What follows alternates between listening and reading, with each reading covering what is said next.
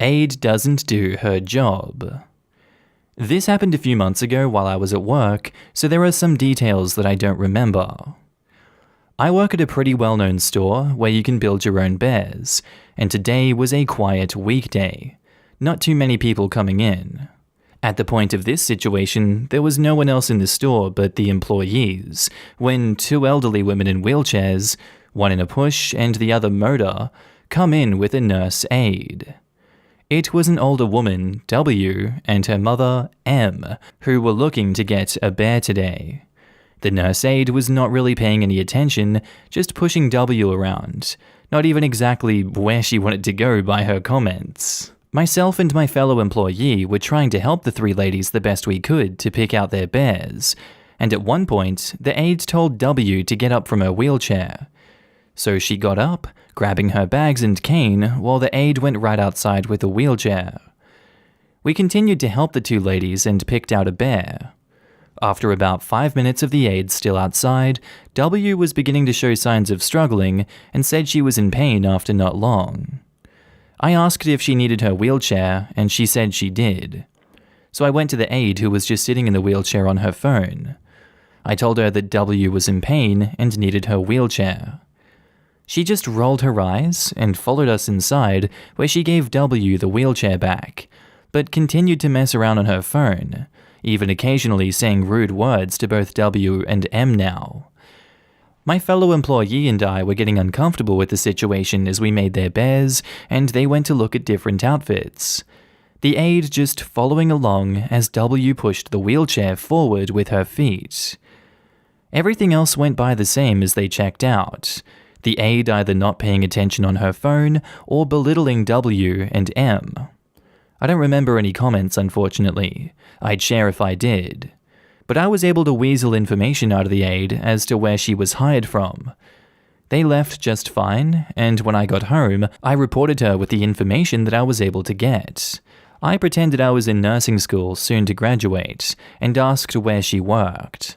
And although I never heard back, I do hope W and M were able to get a better nurse aide. Our next post is by user, couldn't tell ya, they deleted their account.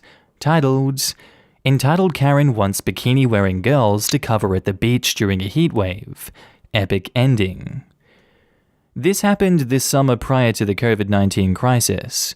I live in a small beach town and was at the beach with my brother and our friends. Keeping anonymity, I'll rename the ones mentioned. So Kyle is my brother, Josh is my brother's friend, and Luna is Josh's girlfriend. While Kyle and Josh were surfing, Luna and I were sunbathing on the beach.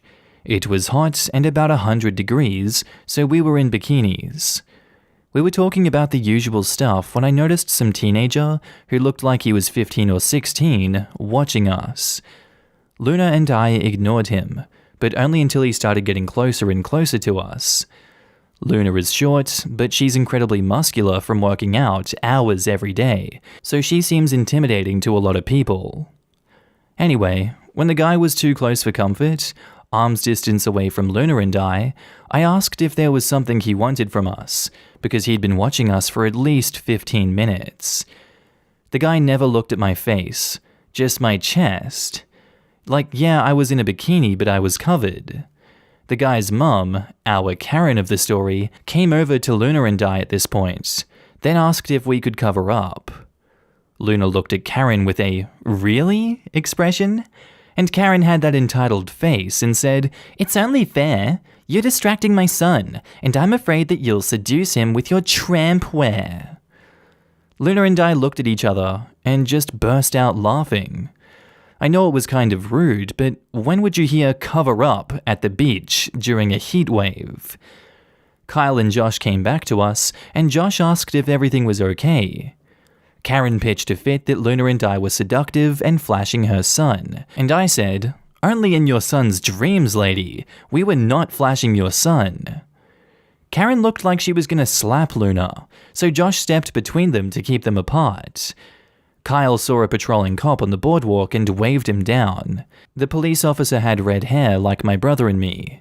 He waved to Kyle and me, then came over and asked if everything was alright, and if there was a problem. Karen looked smug and said, "These tramps were trying to seduce my baby boy. Arrest them for exposing themselves to a minor." The police officer just looked from Kyle and me back to Karen. What he said next was epic, to me anyway.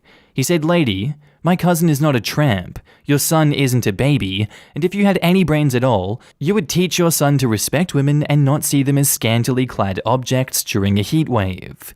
By the way, do you see the ocean? We're at a beach. My cousin can wear anything she likes."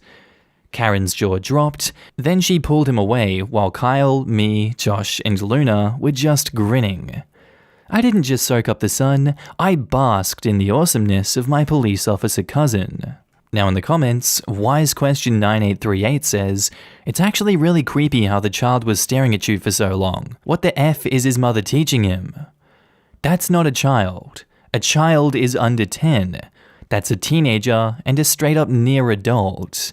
Imagine that going into the dating world and just, staring at you from across the table. Creepy people at the beach are the absolute worst, man. A few years ago, I went with a group on a very hot day. It was packed, and I noticed this kid solo in his early 20s staring at us a few spots away. We moved because we were so uncomfortable. Immediately after, he packed up and followed us to his new spot with that creepy frickin' look on his face. I was so angry that I almost walked over and punched him in the face, but my cousin confronted him first and asked why he was following us. He stammered and said he wasn't, and we told him to F off, and he quickly packed his things and left. I don't get it. If you don't check your perv sons young, they'll grow up to be moving targets. I promise you that.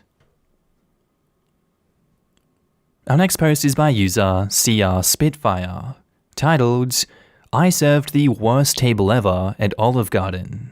So first off, it's 9:45. We close at 10 p.m. This table of 3 walks in and I get sat. I greet them, things start as usual. I'm just upset they came in so late, but whatever. They end up wanting a tour of Italy, which comes with fettuccine alfredo, lasagna, and chicken parmigiano. We had been out of lasagna since 8 p.m, so I asked her if she wanted to substitute it for something. She mumbled that she should get it for free since we were out, but she subbed it for something else. About 30 minutes passed and I'd already brought their food out and such. She wanted to try all of our soups as she'd also bought the soup salad bundle. We have 4 soups, which are minestrone, chicken and gnocchi, pasta fagioli, and zuppa toscana. The last soup she hadn't tried was the minestrone, but we were completely out. I told her, and she got very upset. At the end, she asked for extra Alfredo sauce to take home, and I told her we didn't have any more Alfredo. This was now 40 minutes past closing. She freaked out and demanded to talk to my manager. I got him, laughing with him about her behavior, and he went to talk to her. She flipped crap, going off about how we shouldn't be open this late if we can't offer full service. Excuse me? We aren't open. We closed 40 minutes ago. She went on about how her meal should be free because we were out of everything, and how we handed her a full menu but we didn't have it all. My manager didn't give her a single free thing off her ticket because he realized how entitled she was sounding. When I walked over at the end to hand her change back, I heard her mumbling about the crappy service, and prior to that, she had said, "Guess we shouldn't come here again before closing." Good. Please don't ever come back. And edit, "Oh, did I mention this inconsiderate person didn't tip? Yeah, they made me stay an hour past closing for nothing." Now in the comments, Panam 2020 says, "I don't understand how places serve people with more than a drink coming in that late. You're open until 10, but that should just be to close down people who have been there since 9. And OP replies, "Unfortunately, it's our policy that if they enter the door before closing, we have to serve them. That's why I like how some bars only serve appetizers after a certain time of night. If only restaurants offered closing menus. Food only available in that last hour, so waitstaff aren't held hostage by inconsiderate people." And our next post is by user Not a Robot, Deaf a Cyborg, titled, Susan the snack stealer. So I used to work with a super entitled woman once upon a time. Her name was Susan. Susan liked to get to the office earlier than everyone else, but I didn't find out why that was until I'd worked there for a few months. She was the sort who liked to help herself to the snacks that people had in the communal fridge. She'd also take individual sodas from the case my cubicle neighbor kept under her desk, and had a real thing for stealing either my chocolate or my good granola bars, depending on what I had stashed, right out of my desk drawer. She got her comeuppance one year at the office Christmas potluck. We had a lady who did Greek cooking and was magnificent at it. This particular year, she'd brought in an enormous tray of mini spanakopita, the spinach and feta cheese in phyllo dough, each roughly the size of an Oreo cookie. Literally hundreds of these little beauties stacked too high on the tray, just waiting to be devoured. And then along came Susan, with the Tupperware of holding. I crap you not, she scooped fully 1/4 of the contents of that tray into her Tupperware, looking around furtively to make sure no one would try to stop her. She brushed the phyllo crumbs from her fingers, popped the seal on her Y-sized Tupperware, and turned smugly away from the buffet table.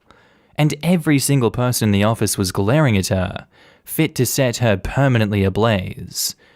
Our office manager was particularly salty because she, dear reader, was the Greek chef who had provided these delicious morsels. She spoke, and it was with the voice of a vengeful goddess. "Susan, what in the hell do you think you are doing?" Crickets. And then foot tapping began. Tap, tap, tap. And the hand on the hip.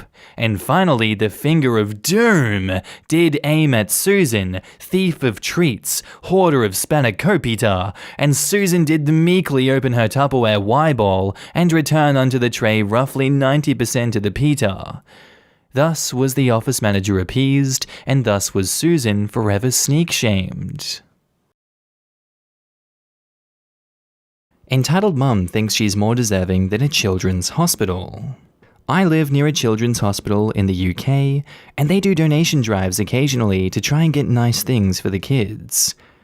My partner and I had just gotten a new video game console, and so our old one was collecting dust. We thought that since it was so close to Christmas, why not donate it? You know, do something nice. So we go to the hospital, having filled out a form telling us when to hand it in, and they're being strict due to COVID. And unfortunately, there was a mix-up with this form. We had filled it in for a different hospital and weren't allowed to queue to hand it in that day due to infection control. A bit annoying, but never mind. We rebook for the next day and turn to leave. Enter entitled mum. She was behind us and waiting for her own form, so she must have heard our discussion. A few seconds later, she followed us out to the car park and called out, "Excuse me, did I hear that you're giving away a console?" Well, yeah, we were going to, but we got a bit mixed up. "So, you don't need it anymore?" "Nah, but we're booked in for tomorrow, so it'll be okay." "Why don't you give it to me? I could give it to my son for Christmas." "Oh, sorry, but we wanted to give it to the hospital. Do some good, you know." "Are you saying this wouldn't be doing good?" She raised her voice out of nowhere. No idea what I said to offend her. "We've had a horrible year, and this would be amazing for my son." My fiancé, stepping in to help, says, "Lots of people have had a bad year. We just feel that the hospital is the best place for it." "Why? I'm in need too. It isn't fair to give everything to those kids. My son has been good all year and he deserves it more." "It's not a competition. We're giving it to the hospital." "Oh, you're so rude. You should give things to people who need them. If they're in hospital, they don't need games. It's a stupid idea." "Sorry. Like she said, we're booked in for tomorrow. We're going to get to our bus now." At this point, he helped usher me away from her. I'm not great with confrontation, and she kept calling out to us as we left about how her son was more deserving than the kids in the hospital, how it was rude of us to ignore her. It was pretty awful. Sorry if I'm not great at telling the story. And we did go back the next day to very grateful nurses, so it's a happy ending. Merry Christmas to everyone reading. And our next post is by user Once Upon a Decoder, titled, My parents never told me about my lactose intolerance. So basically, as the title says, my parents just never decided to inform me that I was lactose intolerant. As a child, I never liked milk, and cheese and yogurt were always iffy. The pediatrician was always extremely concerned about my calcium intake because I was borderline underweight and kind of brittle.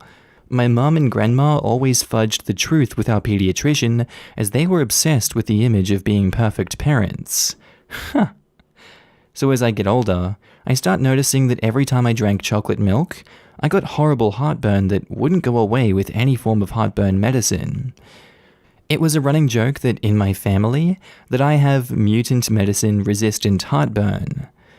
Now, in my family, you don't go to the doctor unless something is broken or you're dying.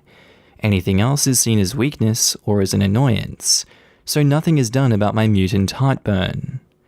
Eventually, my mum gets annoyed by me constantly complaining about heartburn and gets me Lactaid while dropping, "Oh yeah, you had to be on soy formula because you weren't gaining weight the first few months of your life on normal formula, and CPS was almost called."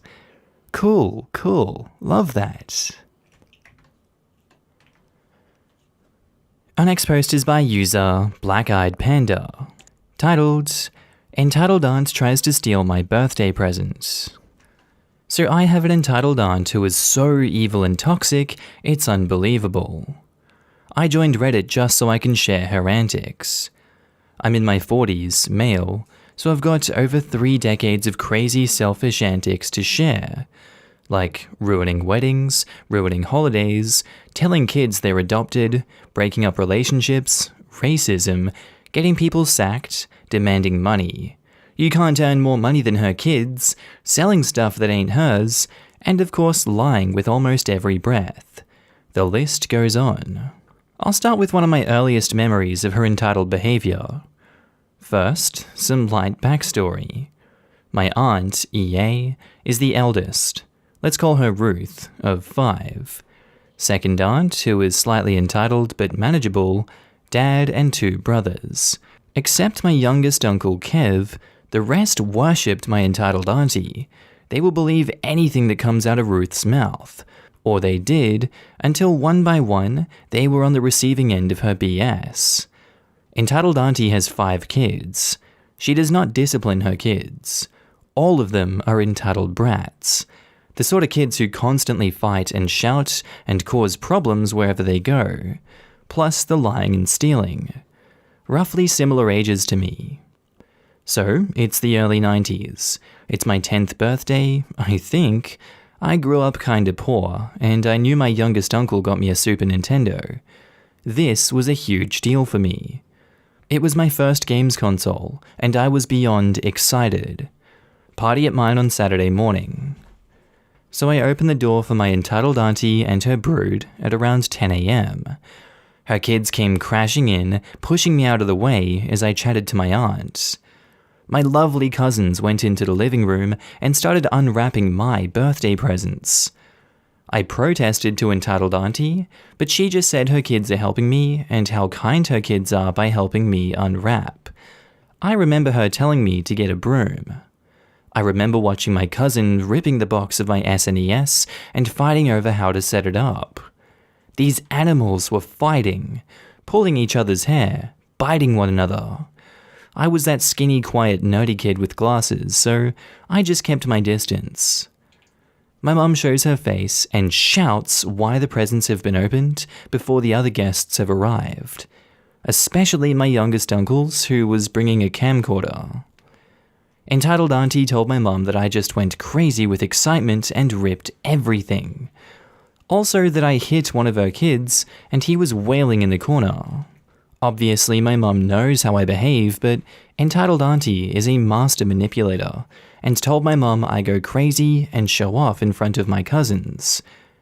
I tried to tell my mum the truth, but entitled auntie cut in with, "Let's call your dad about your lying."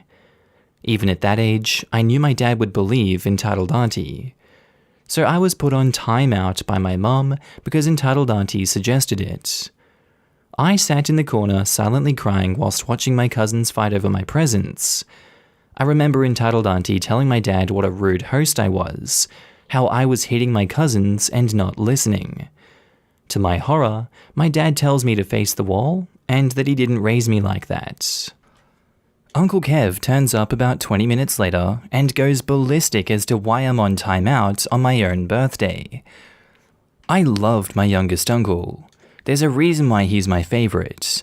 He was cool, he was about 20, he had tattoos, and he gave no Fs, and best of all, even entitled auntie knew not to cross him. I remember Kev handing out backhands to my spoiled cousins to get them to stop fighting and to shut up. I remember his hug and him sitting down and playing Mario with me. The best 10 minutes of my birthday.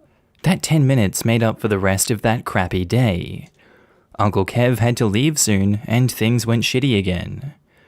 I had the control pad ripped from my hands not too long after, so I pretty much just sat and watched. The adults were in the other room most of the day, and entitled auntie would come to watch us like a hawk every now and then. Obviously, she would always ask me to do something like, go get cousin 2 a drink, or cousin 3 can't find your bike, go get it out for him. Also stuff like, what moisturizer does your mum use? What does she put in her hair? How much was that dress? Etc. This bit may not have happened on this day, but my entitled auntie would always ask me questions about my mum's products and other similar stuff that I had no idea about or understood. About an hour later, entitled auntie announced it's time to leave. I see my 12-year-old cousin packing away the games console and holding it like it was his. I heard him ask his mum if he can take it. I tried to take it from him, but I had no chance. I told entitled auntie that he's taking my game, and entitled auntie tells me that my dear cousin is only borrowing it, and that I was such a bad host, and how her children got slapped because of my lies. I ran and told my mum. Then I ran to the front door to stop anyone from leaving till I got my game back. My mum came to the rescue this time. She just calmly took the SNES from my aunt who had it tucked under her arm by this point. I should add that my cousins break things almost instantly. They had already broken their Sega.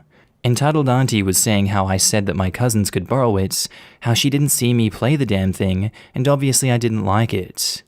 That Uncle Kev got it for all his nephews to share, blah blah blah. I see my dad coming, and I just grabbed the box from my mum, ran to my room, and hid it. I can't remember the rest of the day.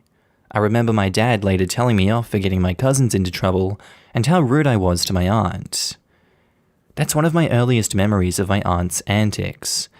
Should add that this event won't even make it into her top 30 worst antics. Fast forward 30 years, and everyone's kind of sick of entitled auntie's antics, including my dad. Everyone except her kids. We are all civil, but we keep our distance.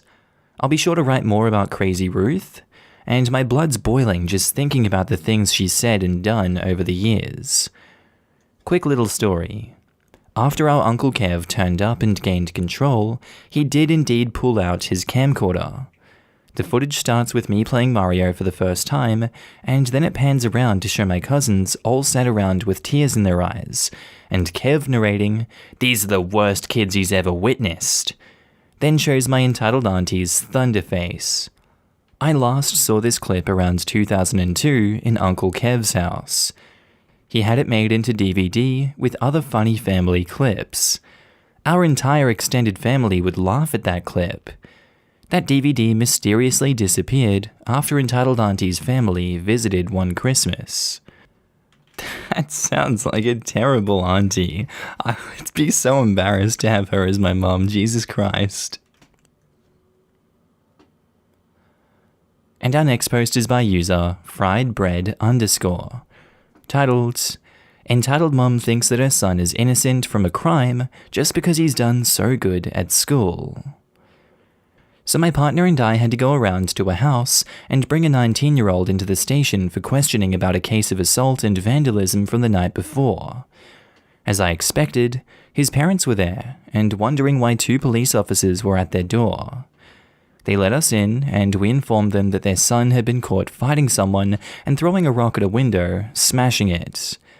Then the son walks into the room and the mum asks, "Did you hit someone last night?" The son says no, and apparently to the mum that was concrete evidence to prove his innocence. We tell them that the person in the nightclub had remembered reading his identity and he was seen by multiple people.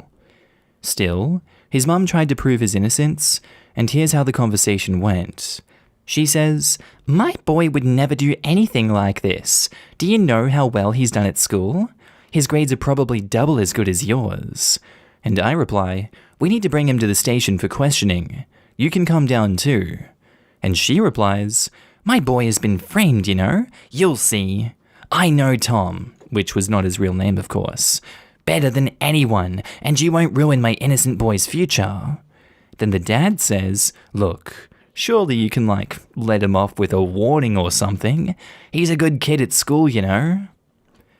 The argument went on a bit further, but in the end we arrested him and took him to the station after a hurl of insults, such as pigs, criminals, bullies, all the things I've heard before. So here's a note. Just because your kid has straight A's doesn't mean he can break the law. But if you have over 2 brain cells, you'll know that. Laughing emoji. Our next post is by user Depressed Popoto, titled, "My entitled mom made me think that I was BFFs with a victim of a school shooting." That's a yikes from me, chief. So when I was in high school, it was around the start of the school shootings here in the States. It was about a year before Columbine, and I grew up in Eastern Oregon. The only ties we had to the western side of the state was my grandparents, aunts, uncle, and cousins. The shootings happened at the high school in Springfield, Oregon, and my mum sat there and told lie after lie to me and people around me that I was friends as a child with one of the victims of the shooting. After about a week of her attention-seeking BS, I called her out on it, and I remember her saying it was to make me remember to pray for families. Edit, my mum is very screwed up. She lied a lot when I was younger to draw attention to herself. Even as an adult, she did things that I have insane stories that are short and unbelievable. Edit, so there are a lot of questions to answer that I can't keep up with.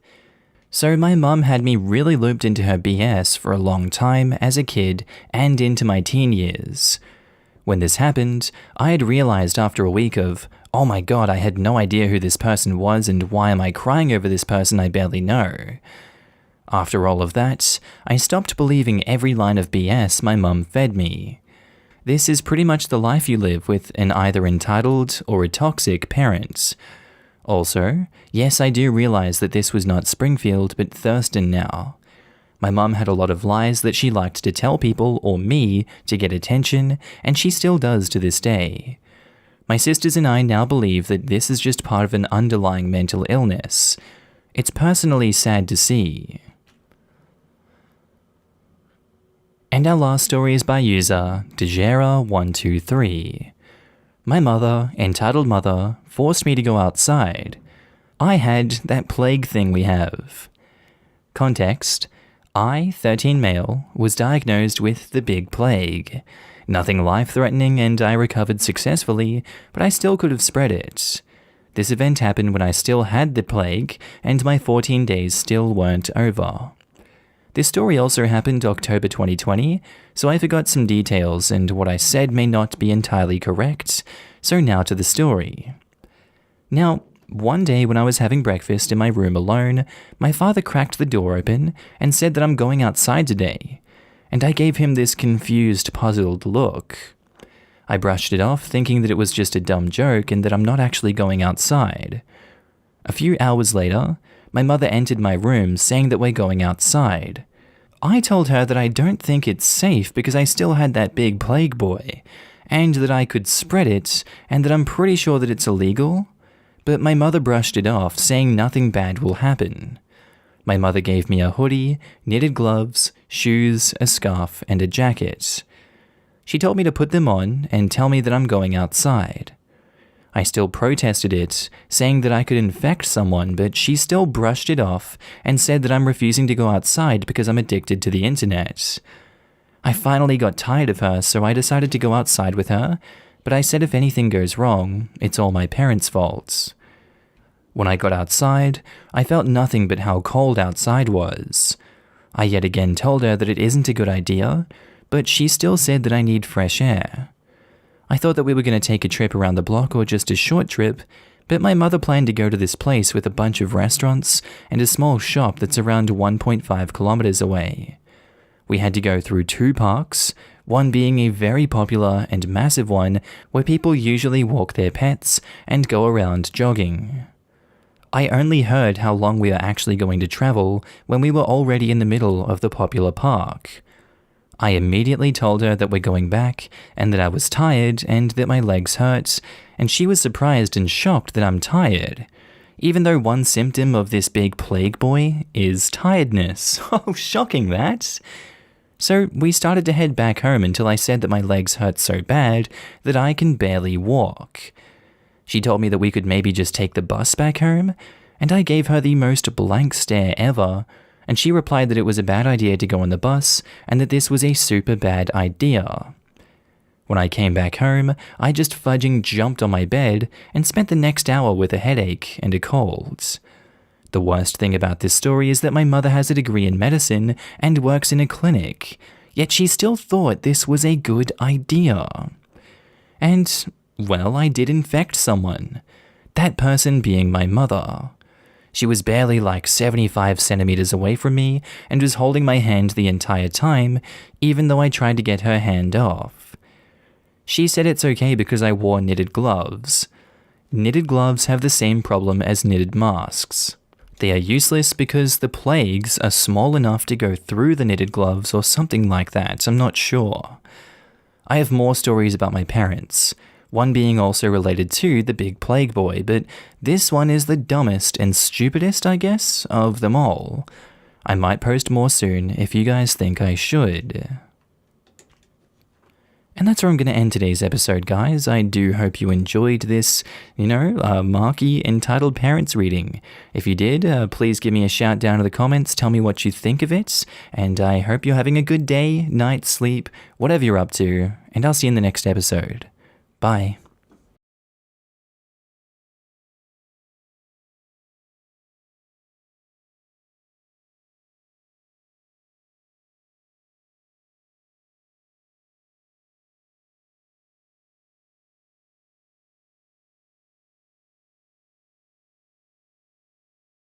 Yes, it's my truck, and no, I won't help you move, and no, you can't buy it for $50. Now, this is long, so grab a cup of coffee, tea, or whatever keeps you happy and reading. So I live in a senior housing community for people aged 55 and older. We all have identical one-bedroom cottages that's set up in groups of 4, or quads, so that all of our front doors face inwards towards each other. So, if I open my front door, I have a very clear view of the front door of my 3 neighbors, and because I'm in the back of this quad, I also have a view of the parking area. I think the purpose of grouping the houses this way was to create a friendly and safe atmosphere. However, it's just creepy in a you have no privacy kind of way. I am female 57, disabled, and have a 16-year-old pickup truck that gets me where I need to go most of the time. If you've ever owned a pickup truck, you'll understand my frustration. If you haven't owned one, talk to anyone who has, and they will tell you that, according to friends, family and acquaintances, neighbors, and even complete strangers, you have it so that you can help them move, haul furniture, or a tree that they cut down, and anything else they can't fit in the trunk of their car. And, because it's a pickup truck, it can be mistreated, abused, dented, scratched up, beaten up, and treated like a piece of heavy construction equipment, and you shouldn't care because, well, it's a truck. I have a neighbor, female, about 65 years old, that has kind of made a pest of herself since the day I moved in. I've done my best to be neighborly, nice, and accommodating, but each time I interact with her, I'm left feeling used. The neighbor, let's call her Karen, has come over pretending to want to visit me, which she does for about 2 minutes, and then asks me for something. In the 3 years that I've been here, she's asked me to set up 2 TVs at different times, take a new alarm clock out of its packaging, and then teach her how to operate it.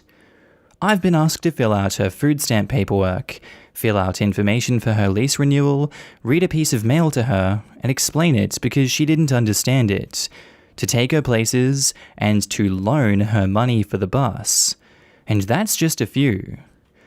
Now that you get the idea of what I've dealt with before, it's time for the story. One Monday morning, Karen comes beating on my door. She does what I call a cop knock, loud, hard, and repeated, around 8 a.m., waking me up.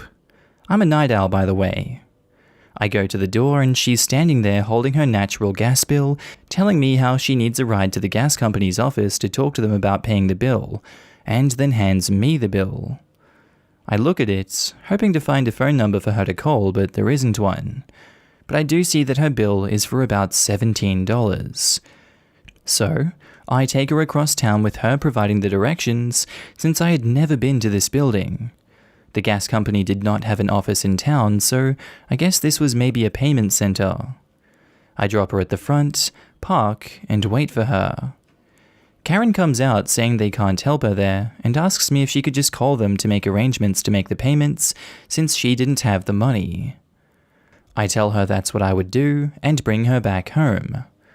We basically made this trip for nothing. 2 days later, there was another loud, repeated banging on my door, waking me up just before 9 a.m. Karen is back, and seems to be a little frantic. She needs a ride again. This time she is very vague about why she wants to go, but left me with the impression that something was going to get turned off, repossessed, or turned over to collections if she didn't go. She's also vague as to where she wants to go. She keeps telling me that it's down by the casino, across the street from the gas station. I told her I'd take her, but she would have to point me in the right direction since I've never been to the casino. She gives me turn-by-turn directions, until she has me turn left onto the entrance road for the casino. I'm looking around for any businesses or even the gas station, and I'm not seeing anything other than the casino in front of us and open land on either side. So, I ask her where I'm supposed to be dropping her. Karen points to an upcoming sign and says, "See that sign that says valet? Just follow that sign." Yep, you guessed it. Karen had me drop her at the front entrance of the casino. She'd lied to me by omission. She didn't ask me to take her to the casino, which I would probably have done since it's none of my business how she spends her money. She asked me to take her to a business near the casino. Yeah, well, I wasn't happy. On Monday, she couldn't afford to pay her $17 gas bill, and on Wednesday, she's going to the casino by tricking me into taking her. A week goes by, and I'm in the office paying my rent when Karen comes in, and she says, "Why didn't you tell me you were coming here today? Girl, I just walked all the way here." And I reply, "Didn't know you needed a ride. I can give you a ride back to the house if you would like." And I wait while Karen pays her rent and we walk out together. Now, I'm expecting to get in my truck and drive the 4 blocks back to my house. Karen had another idea. She says, "Take me to Everything's Cheap store." I say, "Where?" "To Everything's Cheap. Just turn here at the stop sign and I'll show you. It's not far." "Karen, I'm going to take you there, but I'm not shopping and I'm not going to sit in the parking lot and wait for you. You'll have to get another ride home or walk." "It's fine, I won't be long." I drop her at the front door and I go home. A couple of hours later, she bangs on my door and says, "Where did my ride go?" "Home.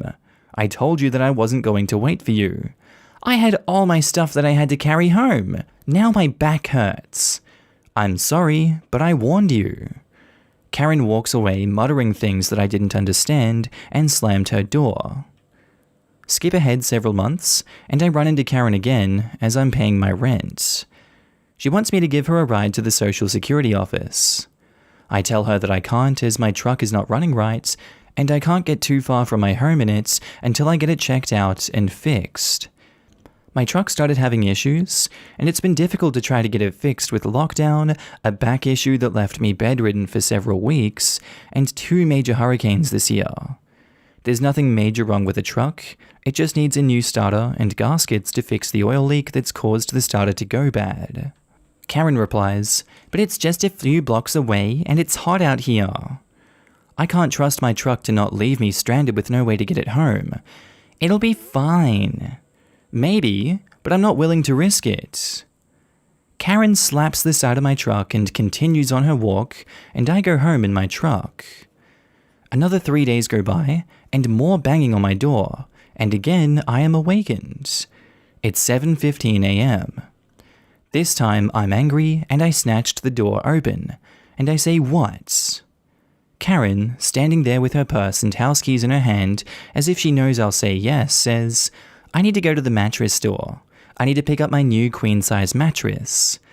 "No, my truck still isn't running right." "But I need your truck to hold the mattress home." "No, it's not a heavy mattress." "Oh, so who's going to help you get it in and get it out of my truck and carry it into your house?" "The 2 of us can do it." "Karen, I have degenerative disc disease. The discs in my spine are disintegrating. I can't lift nor carry a mattress, even with someone helping." "But I already bought it. How am I going to get it home?" "Call friends or family to help you." "They don't have a truck and you do." "Yes, I have a truck, but there is no sign anywhere on it that says free moving company." I close the door on her and go back to bed. An hour later, more knocking. This time it's an older man, and he says, "Excuse me, but is that your truck?" He points at my truck in the parking lot, and I say yes. "Well, I have an upright piano that I need to move, and I was wondering if I could use your truck." "No." I glance over at the neighbor's house, and I see her peeking through a crack in her door. I have a sneaking suspicion she's put this guy up to see if I would help him. And he says, "You can drive the truck. I just need to have the piano hold to my storage unit." "How are you going to get an upright piano into the bed of my truck?" "I'll just roll it up a ramp and into the back." "Do you know how much an upright piano weighs? 1 person can't push it up a ramp. If you use a ramp on my tailgate, you will break the tailgate, and probably lose the piano in the process. My truck is large, but the rear end is not made for holding a piano, and will cause the front end to lift off the ground, preventing my front-wheel drive truck from gaining traction, and straining my 16-year-old engine. Well, could you call 4 or 5 of your male friends to help lift it into the back of the truck? No. So I closed the door on this man too. He didn't come right out and say it, but I felt like he wanted to borrow my truck so he could go pick up the mattress for Karen. Yeah, I'm a little suspicious. The following morning, I ignore the knocking that occurs every half hour or so over a 3-hour period until she finally gives up. Later that afternoon, I open my door to get the mail out of my box when a second man approaches me out of nowhere. It's like he was hiding around the corner waiting for me to come out of my house. Man 2 points at my truck. It irritates me every time someone does this, and he says, "Is that your truck?" Now I'm feeling very annoyed and snarky and say, "What gave it away? Is it because it's parked in a space clearly labeled with my house number? Or is it because someone told you who the truck belonged to?" I point at Karen's house, and he says, "Does it run?" Listen, I don't know what you're wanting me to pick up, deliver, move, haul, transport, or tow, but I am not a moving company, taxi, Uber, delivery service, or a tow truck. I won't be doing any of those things, and before you ask, I won't be allowing you or anyone else to drive my truck either. Now, do you have any other questions? Do you want to sell it? What? Why would I want to sell it? Well, since it needs fixing, I thought maybe you would want to sell it to someone who could afford to fix it. How do you know it needs fixing? Man 2 turns bright red and can't take his eyes off the ground and says, "I just thought if you sold it, you could buy something else and I could fix the truck." Tell Karen that I'm not selling you my truck so that you can fix it to give to her. Well, I wasn't going to give it to her. Me, pointing at his huge truck parked in Karen's designated space, says, You want me to believe that you would rather have my 16-year-old truck that needs repair than your brand new truck? How stupid do you think I am? As the old man silently stares at the ground, Karen flings her door open and marches up to me and says, "Just sell him your truck so he can fix it. You clearly aren't going to do it anytime soon. At least I will put it to good use.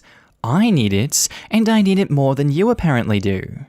Now, he's willing to get it fixed for me, so just sell him the damn truck already." My truck is not for sale. When or if I get my truck fixed is absolutely none of your business. I'm going to call the office and tell them that you have a broken down truck sitting in the parking lot that needs to be hauled to the junkyard. They'll make you get rid of it or fix it. Man 2 says, "Karen, they can't do anything to her." Karen cuts him off. She's so angry, she's crying, shaking, and spitting as she screams, "Shut up! Stay out of this! I want that truck and I'm going to get it! I'll call the police, they will make her get rid of it." "Karen, the police aren't..." She cuts him off again. "Yes, they will! They'll listen to me!" She storms off to call the police. In the meantime, I brought a chair outside, along with a can of soda and a bowl of microwave popcorn. I figured this was going to be a good show. Karen and Man 2 have gone inside her house to wait. The neighbor to my left has come out to see what's going on. Let's call her Mary. Mary can't stand Karen, so she drags a chair out and sits next to me, and we share my popcorn. Enter Cop 1 and Cop 2. The cops arrive in about 5 to 6 minutes and walk up to Karen's door and knock while glancing around at Mary and me, grinning. She answers and tells them that I have created an eyesore in the neighborhood by having an old beat-up, broken-down truck sitting in the parking lot, and she wants it removed immediately. Cop 1, pointing at my truck, yep, he does it too, and I can't help but roll my eyes and says, "That truck? Yes. That truck is clean, shiny, no dents, no scratches, new tires. Are you sure that's an eyesore? Yes. It's 10 years old and broken, and she doesn't want to fix it. It's just sitting there doing nothing for months." I say it's 16 years old. Cop 2 spins around surprised and says, "Seriously? That truck is that old? Wow, it's in great shape. You've taken good care of her." "Thank you." And Karen says, "I want that truck gone." Cop 2 walks over to me to discuss my truck's mechanical history. So I explained to him that in the 16 years that I've owned her, I have changed her oil every 3 to 4 months, given her a bath once a month, got her a new set of tires 6 years ago, and when I first began having problems with her starting, I bought a new battery. The old one was the original battery from when I bought the truck off the showroom floor. And when the battery wasn't the problem, I had a mechanic come and look at it. He determined that it was the starter and the gasket was leaking. All I was waiting on was my friend to come and help me start her. Someone needs to get under the truck and tap the starter while someone else turns over the ignition, so that I can get it to the mechanic's house for him to work on it. Karen says, "She's lying. That truck hasn't moved in 3 months. I'm now offering popcorn to Cop 2, who took a handful, and I say, wrong. It hasn't moved in 4 days. It's had problems for 3 or 4 months. Cop 1 says, "Miss Karen, there really isn't anything the police department can do for you. Her truck definitely isn't an eyesore, nor is it sitting there in pieces creating a safety hazard. She's driving down property values." Cop 1 starts chuckling and says, "Ha ha ha, Miss Karen, you were renting a house in government-subsidized senior housing. Why don't you tell us the real reason why you want her truck removed?" Mary, who has been silent until now, stands up and turns on her best diva soul sister voice and attitude and gives the cops the greatest deep south beautiful black woman sermon I've ever heard. I'll try to write it as best as I can. "Oh, Lord Jesus, help us all. This here woman of the night want everything she can't have. Lord. I think it's 'cause she pulls her hair back so tight, Lord. She can only see what's in the back of her mind. Uh-huh. She wants her old saggy boy toy of the day here to buy my friend's pick-em-up truck, so she can go and pick him up. Lord, if you getting what I'm saying? He buyed and traded to her for a little roll in her nasty sheets. Lord Jesus, help us. And she thinks she all hot and sexy, so you believe her and take away my friend's truck. She a fool, She thinks she can fool you too, How the hell do you think she got 2 big-ass TVs in there? Cop 1 is bent over laughing hysterically, while Cop 2 is standing with his mouth open and his eyes wide.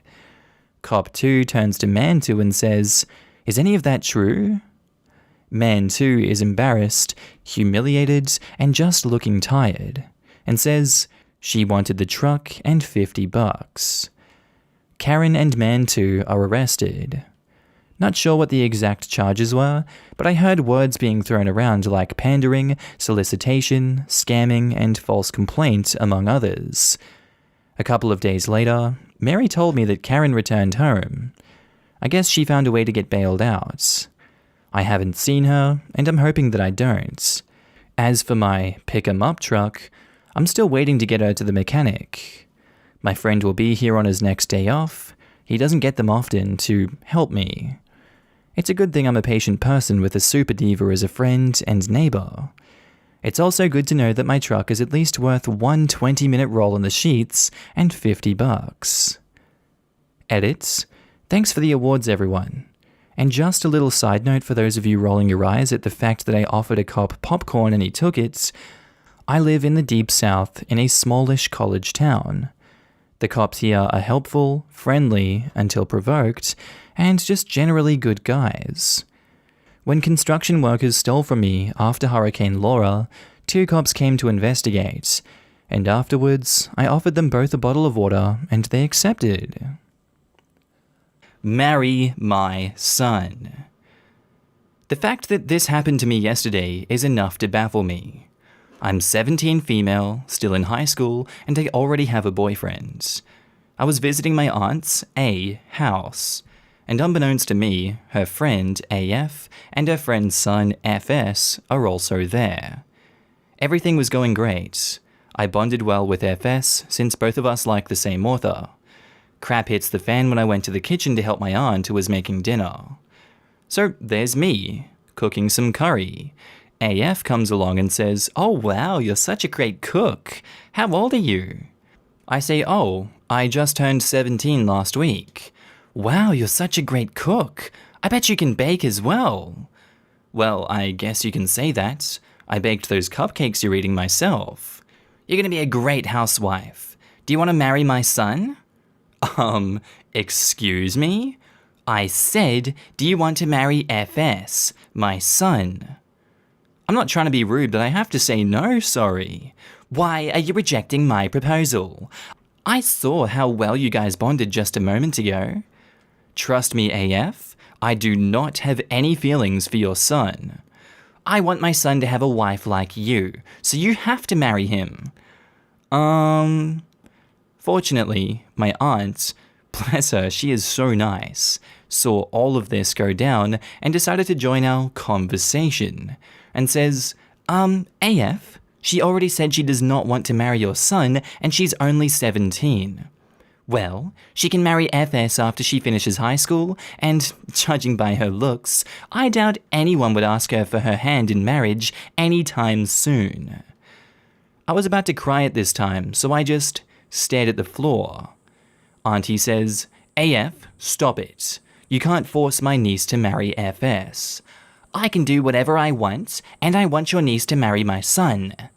AF, please stop this, or I need to ask you to get out of my house. Oh, you're kicking me out of your house just for your niece? Yes, I am.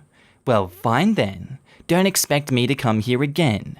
Not while your niece is here. FS, we're leaving. AF storms out of the house, and FS just followed her. I'm really grateful that my aunt is there to save me.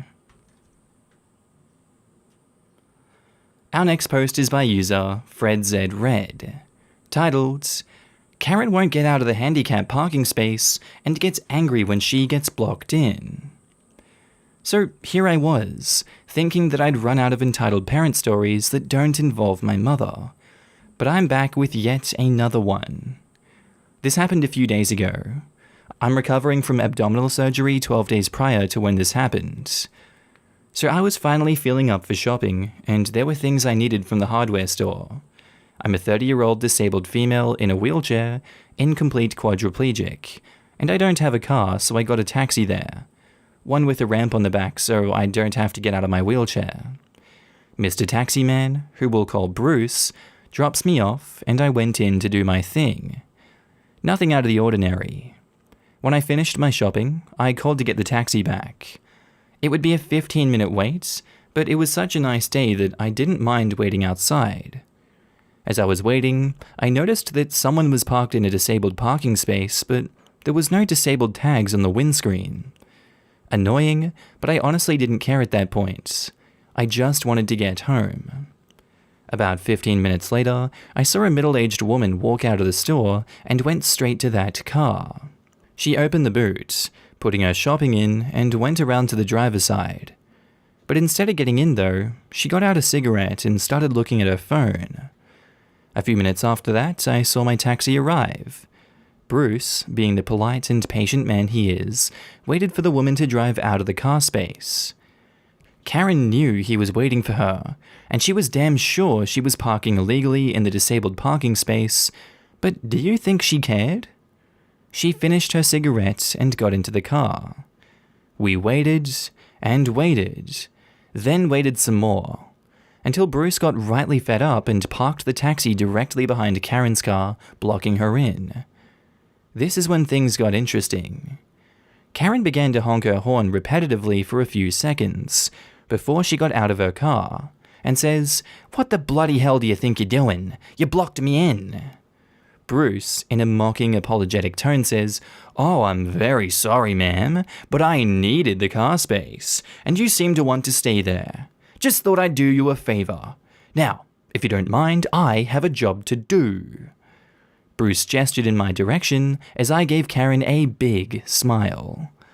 I hate confrontation, so I appreciated Bruce doing it for me. Bruce got into the car and fastened me and my wheelchair into place, all the while with Karen yelling profanities and threatening to call the police. If it were any other day, I would have just been happy to call the police so Karen would get a fine, but I just wanted to go home. It only took a few minutes before I was secured in the car and we left, but I made sure to give Karen a smile and a one-finger salute through the window as we were leaving, which made the encounter all the more sweeter. Our next post is by user DeliciousOcelot172, titled, "Entitled brother-in-law, 30 male, pushes my daughter off a chair." So, for a little backstory, I, 25 female, am married to my husband, 25 male. We've been together for about 10 years now. I accidentally got pregnant around 4 to 5 years ago, and we decided to keep it. We had our baby girl 4 years ago, and ever since then, we've been doing great surprisingly. Dear husband graduated university, and we both found our great jobs. We bought a good house, we have both our parents' support. Honestly, I could not ask for anything more. I have my beautiful family, and we're extremely happy. Well, there's only one thing in dear husband's family that I don't particularly like. My brother-in-law, 30 male, has always been rude, insulting, and mean ever since my husband and I started dating. From the start of our relationship, every time something went missing in his house, I was the thief who stole it from him. It didn't matter what it was. This includes anime dolls, 350 euros, books, food, ... He also talked horribly about me. Told dear husband from the start of the relationship that he should dump me because I wasn't a good person. I honestly had no idea why he treated me like this. I tried so hard to get along with him because he was my brother-in-law. I've always paid for his drinks and food whenever he went out to eat because he had no job. It was honestly so unfair that he went out of his way to say that I was annoying and a brat because I always tried my hardest to be a good person. I honestly really had enough of him and made sure not to get myself involved with him. He also refused to let me go inside his parents' house to visit dear husband when we were 17 years old and he was 22. He is what you call an otaku. I'm not sure if that's the word, but basically, he dedicates his whole life to anime. He didn't finish high school, he dropped out when he was 18, and he was in his sophomore year. And since then, he hasn't studied or even had a job. He lived off his parents for about 12 years without doing a single thing. Not even housework. All he's done ever since I've met him is watch anime, talk about anime, play Yu-Gi-Oh!, make JoJo references, and draw. When I first met him, I gave him my advice and told him that he should study something related to art. It was clearly something that he was extremely passionate about, but he said that he didn't want to study because it would take away his unique style. Fast forward 3 months ago. His parents had enough of him not working and sitting around watching anime while his parents worked their asses off to support him. He is 30, has no studies, and has never had a job before. They kicked him out of the house, told him that he had other family members who could help him, but he did not want to live with his aunt or grandmother. He decided that instead of actually working to pay for his own apartment, he would crash at our place while he considered studying art like I'd told him. I was hesitant at first. This man has always disliked me from the very beginning for stupid reasons. He always accused me of stealing his things. I've never stolen anything in my life, but dear husband ended up convincing me to give it a shot and see if we could work things out, considering the pandemic and all. I also thought that maybe he could have changed. Well, at first, he was extremely nice to me, dear husband, and our daughter. He would help us wash dishes, make the beds, make food. He's not the best cook, but it's the effort and thought that counts. I honestly thought that he really had changed, and I was so happy for him. He still loved anime, of course, and sometimes we would watch it all together. But a few weeks later, and things turned sour. He told us he was considering working doing something related to art. Drawing comic books, I think, I'm not really sure. He asked us if we were willing to give him his own studio so he could work. Dear husband and I didn't have a separate room, but we did have a big basement where dear husband played the drums. The conversation went along something like this. Brother-in-law says, "Is it possible to put a drawing studio around here? Don't you have a space in the guest room? Yeah, but I would really like to have my own studio around here so I can work with my drawings. The basement is the only place where you could have a studio of some sorts. The only problem is that my drum is down there too." Fine. It's good enough, I guess. Could you guys also buy me some books so I can learn how to draw better? So, we put a desk down there, all the utensils he needed to work on his drawings, and he begged us to buy him a book so he could learn how to draw better. We spent a lot of money on him. I was honestly hoping that he would actually get his dream job of being an artist, even if I had to pay 50 euros for a few books. The thing about brother-in-law is that he is very possessive of his things. I always respect his space and everything that he has around, but he would get extremely pissed off if I had the nerve to touch his belongings, even if it were to clean his bedroom. But whatever. 2 months went by. I didn't really see brother-in-law to be too interested in actually working or studying, like we initially agreed he would do. He's always drawing small anime girls, big girls with big tits, and from time to time, he'd make a drawing of himself as an anime boy. I asked him if he was earning money from this. We're okay financially, but we're a family of 3 adults and some extra income would help us. And all he said was, "Not really, no." I was a bit annoyed, I won't lie. He was acting like we were his parents, asking us for money to buy a new anime doll or money to make a new cosplay. We didn't mind helping him financially, but he was avoiding getting an actual job and was relying on us for everything. And it wasn't really important necessities. Yesterday, I was officially done. Dear husband, brother-in-law, my daughter and I were downstairs talking about something while dear husband was doing stuff with his drums. My daughter saw that in his studio, he had opened one of the books to a page where there was a drawing of a girl. She ran over to his studio and sat in his chair. I noticed the look brother-in-law gave her, but I didn't think it was an angry look or anything. Then my daughter flipped one of the pages. Gently, she did not rip the page or anything, and "Mummy, look!" Brother-in-law completely lost it. He got up, grabbed my daughter's arm, and yanked her out of the seat. From what I saw, it looked like he had pushed her off. Thank God the chair was not so high up, and that my daughter wasn't actually hurt. She didn't cry, but the fact that he had the audacity to do that made my blood boil. He starts off by saying, "How many times did I tell you not to touch my stuff?" And I reply, "What the actual F is wrong with you? She's being a brat. I already told you guys not to touch my things." "You mean the things that we paid for?" "She's 4 years old, idiot." My daughter is shocked. "She was just looking at the book that dear husband and I bought you." "Shut the F up. You know how much I hate it when you guys touch my work?" Now I'm absolutely losing it. "Your work? Your work? You don't work. You sit around and paint naked anime girls all day. You eat our food. You don't pay rent. You are not even interested in actually moving your pathetic ass at all. You are 30 years old, for God's sake." Then my dear husband says, "Dude, she's absolutely right. Don't touch my daughter like that."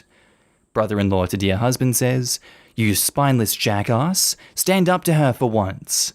And I say, "Get the F out of my house right now." "No, I'm not leaving." "You think you can stay here? Attack and yell at my daughter for touching a book we paid for because you don't want to get a real job? Ask us for money for your stupid conventions and cosplays? You're an embarrassment to your parents. I know it's not cool to insult someone like that, but if you touch my daughter and call me names, I will crush you." Eventually, he did leave. I packed his bags for him, and I did not pack the books and dolls that we paid for. Dear husband and I thought we could give it to some charity. And he left to live with his 60-year-old aunt, who is much more stern and tough than I am. Right now, I don't know how to feel. I feel like a piece of crap for saying all that to him. We spent so much money on him, we did everything we could to help him, and I feel like we could have actually done more. Edit. Thank you for all your replies. I'd like to answer some questions that I got from people who were saying this is fake, just because I didn't know what Yu-Gi-Oh was. I've seen this man play so many card games based off of anime that I honestly cannot keep track of what games he plays. I've always heard about Yu-Gi-Oh, but I wasn't sure because I barely listened to him when he talked about it. He also made his own games as well. But I personally think I'm way too old to play them because I have to attend to my daughter and my job. From what I've heard from my in-laws, his aunt is not tolerating him at all, and he has only been there for a few weeks. I'm pretty sure that if he keeps this up, he'll eventually be homeless, or maybe living on the other side of the country with his grandmother who smothered him since his birth. It honestly doesn't make much sense to me. His parents gave him so many opportunities. They even offered to pay 1,500 euros for him to get his driver's license. He said that he was waiting for dear husband to get his to get free rides everywhere. I think about being his age, and I just can't imagine myself living off of my family like that.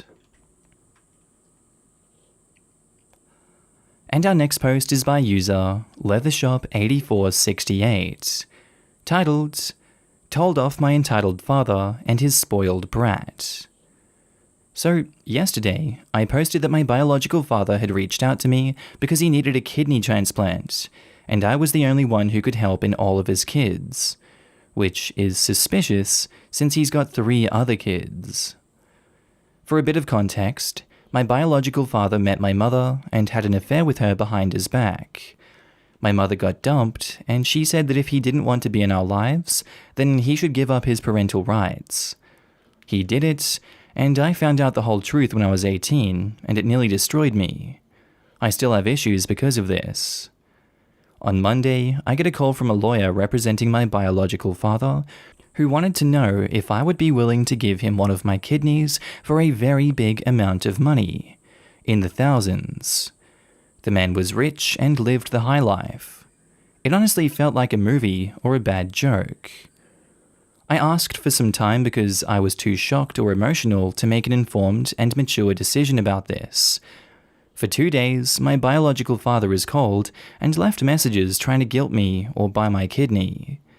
He cried and begged for help. The worst was his youngest daughter. my half-sister of 24 years old. She called me and accused me of trying to kill her father. Not mine, obviously, as I'm just a mistake. That my existence has ruined her parents' marriage, and that giving my kidney to her father would atone for the sin that is my birth. I shit you not, those were her words. After a few comments and some time off, I realized that I did not have to give my kidney to a man who gave me up. For 28 years, he has not cared once about me, and now, when he's in trouble, I should be grateful for the scraps he throws my way? Hell no. I called my biological father directly and told him that I was not going to give my kidney to him and to never call me back ever again.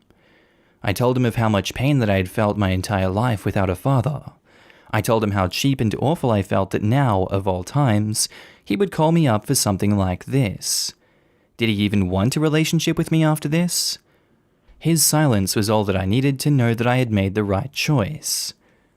He tried one last time to get me to agree, and I told him that if he kept on talking, I would make a complaint to the police. He got the message and left me alone. His youngest did not. She left me a message that basically said that I was a bitch, a selfish monster for letting the man who gave me life die like this, that I should do my duty to him, and blah blah blah. A real piece of work.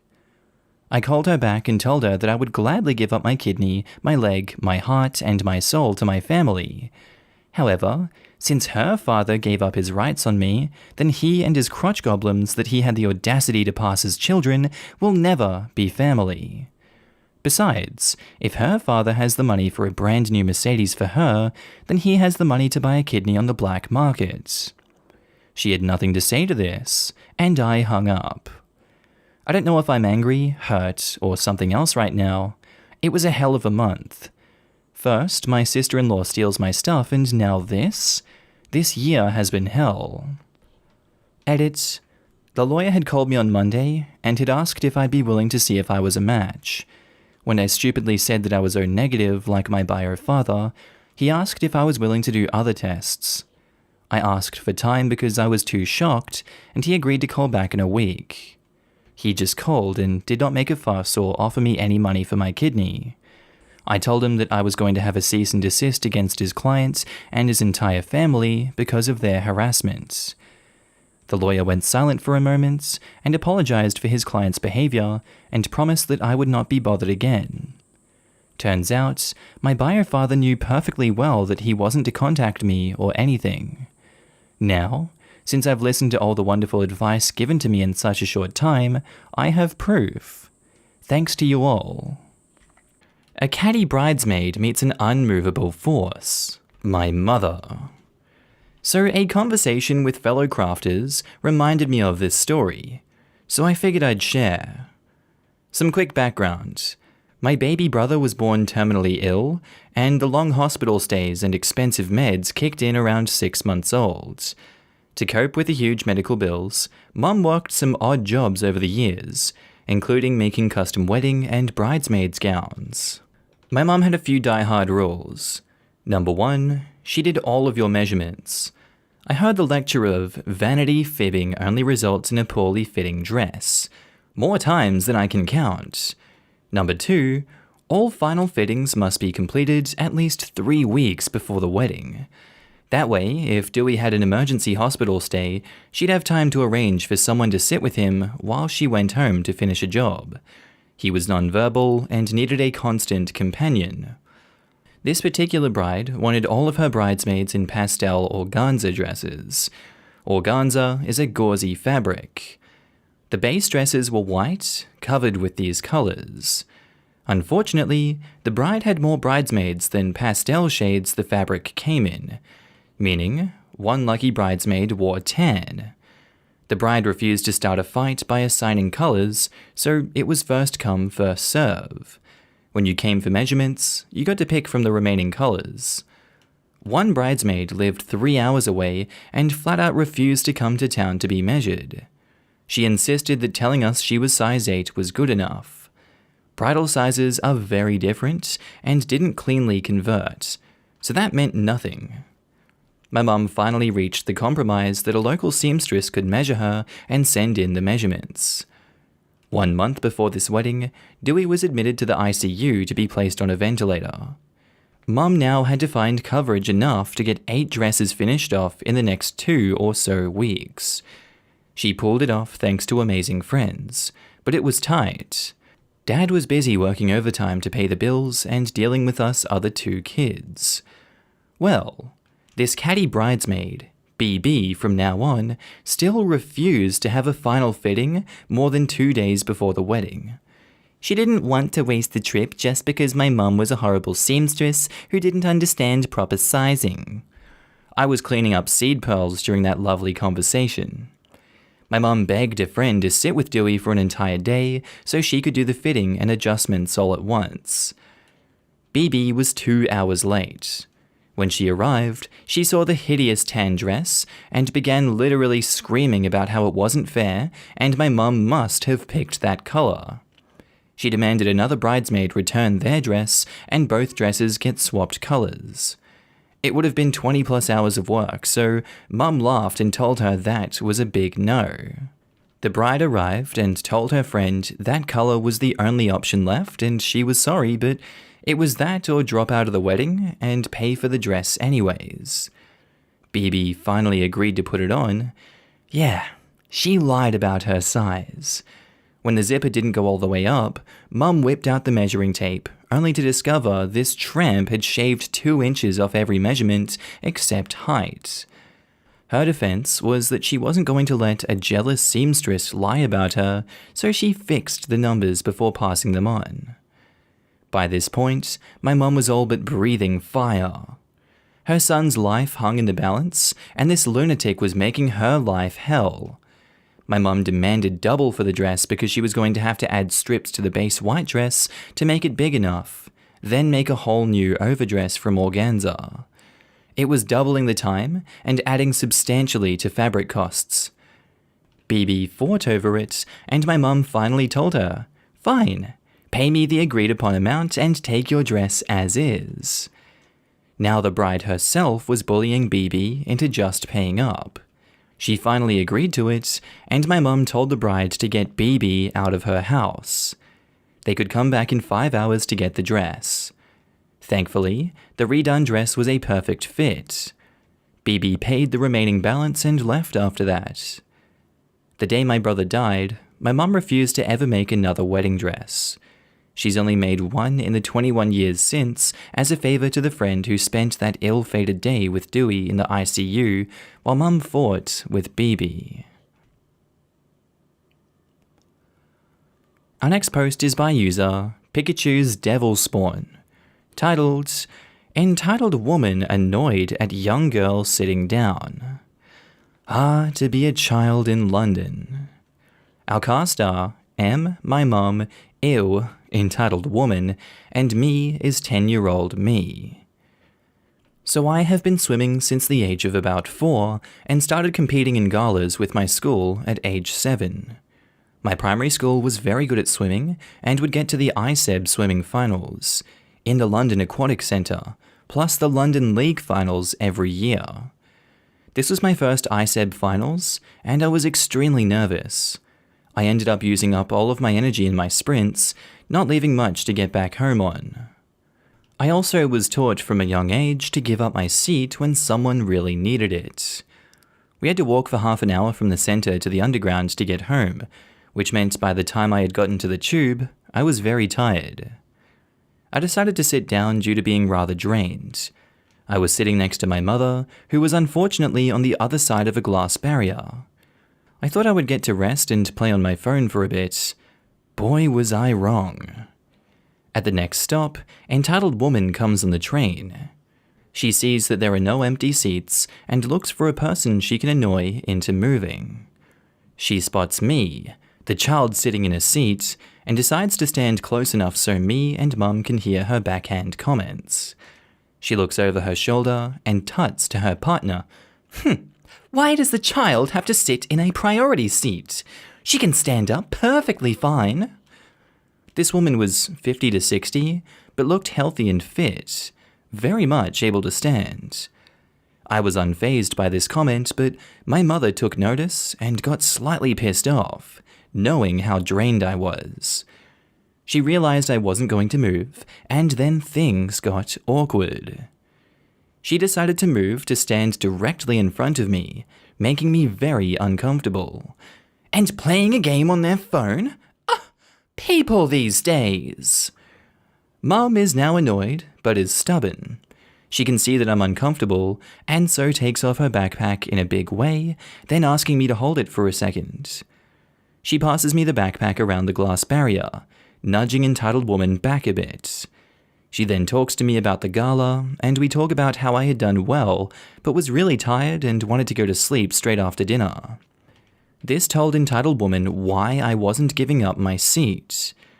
She then played a game with me. Spot the open seat. This was a game I quite liked to play as a small child with not much to do.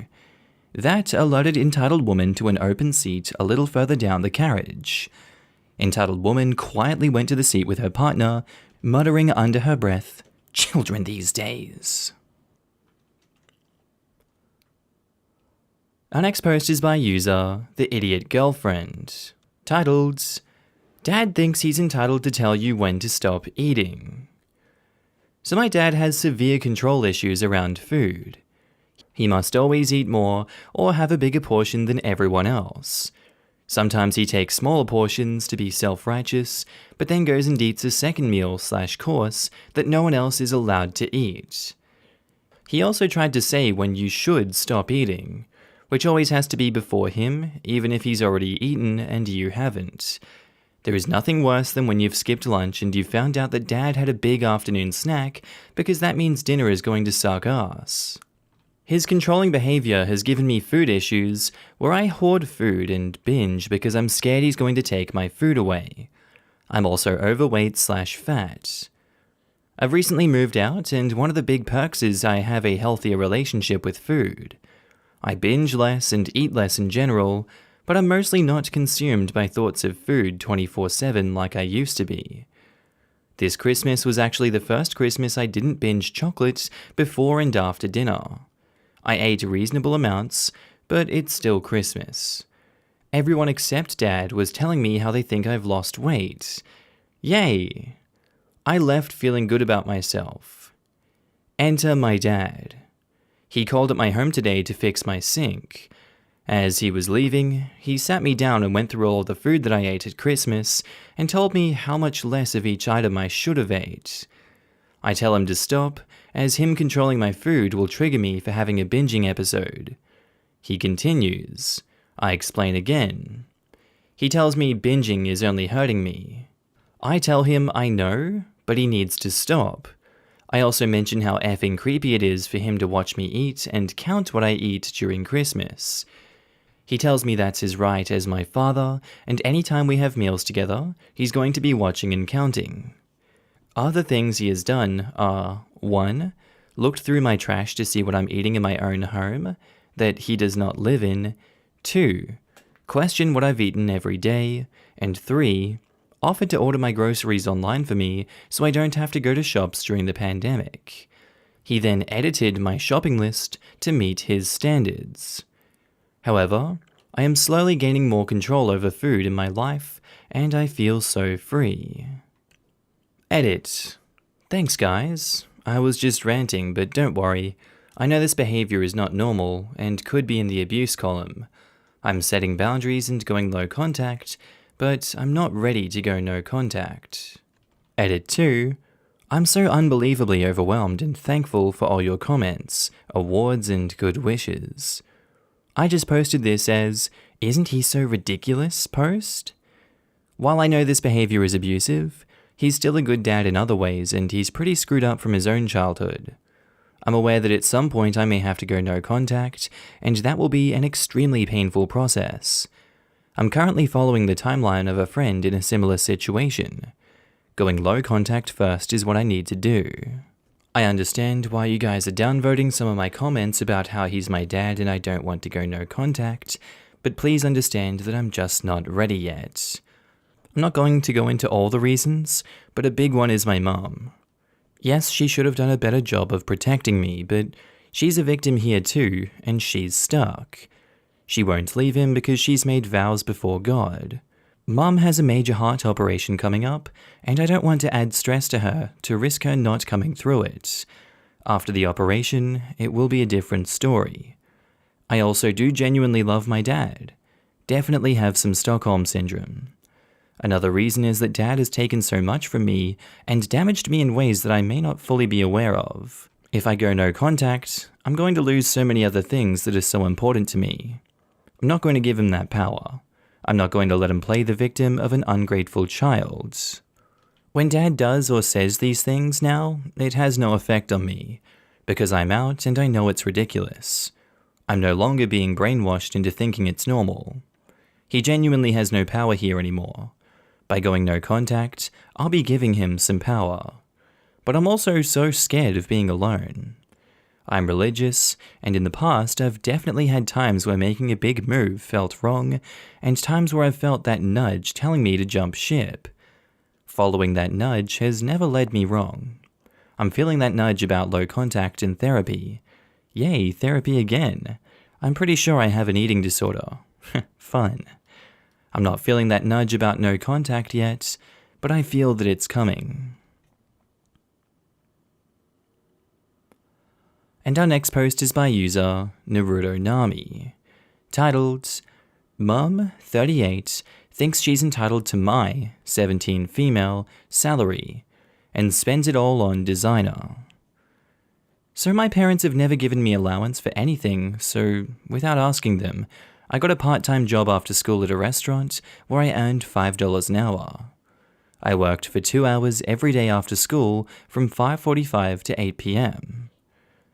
They knew I had gotten a job, so they didn't say much of anything. My mum asked me a few questions and would be curious to learn more, but that was it. After a few months, I had saved around $800, which is a lot for me, and I was planning to continue my savings until my mum asked me how much I had earned and asked me to let her save it in her account as it would be safer. I said okay. Afterwards, I saw her buy a few designers and asked her if she had spent my money, to which she replied, I have spent thousands on you by growing you up, so what if I spent your money? Just earn it back again. I started bawling my eyes out. Not out of sadness, but pure frustration that my hard work and hard-earned money has now been washed away because of my mum. She feels entitled to my money, and my dad didn't say anything to her about it. She refuses to return it and thinks I'm acting like a brat, and told me if I continued this way, she's going to ground me and take away all my devices. What the hell? I currently have around $80 in Bitcoin, and I'm going to start saving again, but without my entitled mum knowing. However, I'm so extremely upset because I have to start from the beginning again. FYI, my family isn't rich, so $800 is a lot of money to us, and there is no way that she will ever return it to me for anyone, so that's optimistic enough to think that my mum's the kind to save it for me. Merry Christmas and a Happy New Year to everyone except for myself. I can't wait to get out of this house at 18. Using a throwaway account because my friends know my real Reddit account, and I wouldn't want them to see this rant. And our last post is by user Thanos Purple Boy, titled, Karen once followed me at an airport because I was a lost child. So this probably needs context before I start. Both my parents are divorced and live in 2 separate states. I live with my mum and grandparents in Nashville, Tennessee, while over school breaks I visit my dad in Rochester, New York. I've flown alone since I was 5, and when I turned 13, my parents said that it was okay if I travel without an escort on my layovers, as long as I text them when I'm boarding and when I land. Fair enough. This happened when I was 16. Now, I don't look my age, and never have. There's a bad combination in my family. Short genes and a baby face. I was lucky enough to inherit both. To give you a rough image, I'm a 5-foot tall girl who weighs about 125 pounds with a baby face. Easy for people to mistake me as younger than I am. Well, Flying was always the worst offense because I was alone. I also have bad anxiety and stutter a lot when I'm nervous, so it only adds to the age confusion more. I was coming back from New York and had a 2-hour layover in Baltimore. I decided to get some food at Chipotle. While I was eating at the food court, minding my own business, and scrolling through my phone, this middle-aged white, blonde woman with her 2 kids walk up to me. We'll just call her Karen. And she says, "Hi, honey, are you okay?" And I'm like, "Yeah, why do you ask?" "Well, you seem young and you're by yourself." Oh, great, here we go again. This wasn't the first time this happened, so I calmly told her that I was fine, and thanks for the concern. Well, apparently Karen didn't like my answer. Her tone soon changed from a caring, concerned citizen to a demanding bitch. She told me that I wasn't fine because I was a minor by myself, and I needed adult supervision to fly. She was correct about the minor part, but the supervision part was bullshit. I was flying Southwest, who allows anyone 12 and older to travel by themselves, but someone is still supervising you on your flights until you're 15. I did not need adult supervision to be in the airport past security alone, and I told her this. I politely asked her to leave me alone, and I understand the confusion. Karen wasn't having it. She says, "You're lying." And I reply, "How?" "I have kids, and I know the airport policy about minors." "Well, clearly you don't. I've already said that I'm fine. Can you please leave me alone?" "No. Where are your parents?" "Doesn't matter, does it?" "Yes, it does. I need to complain to them." At this point, I was getting annoyed. I didn't want to tell her about the fact that my parents were divorced, but back then I saw it as the only way for her to fully understand the situation and leave me alone. I say, "Ma'am, I'm 16 years old, my mom is in Nashville waiting for me, and my dad is in New York. Neither of them are in this airport, and they both know I'm by myself and are okay with it. I'm allowed to have a layover by myself, and I'm not considered an unaccompanied minor when I'm 16 years old, according to the airline. Now please, leave me alone." "No, you're lying."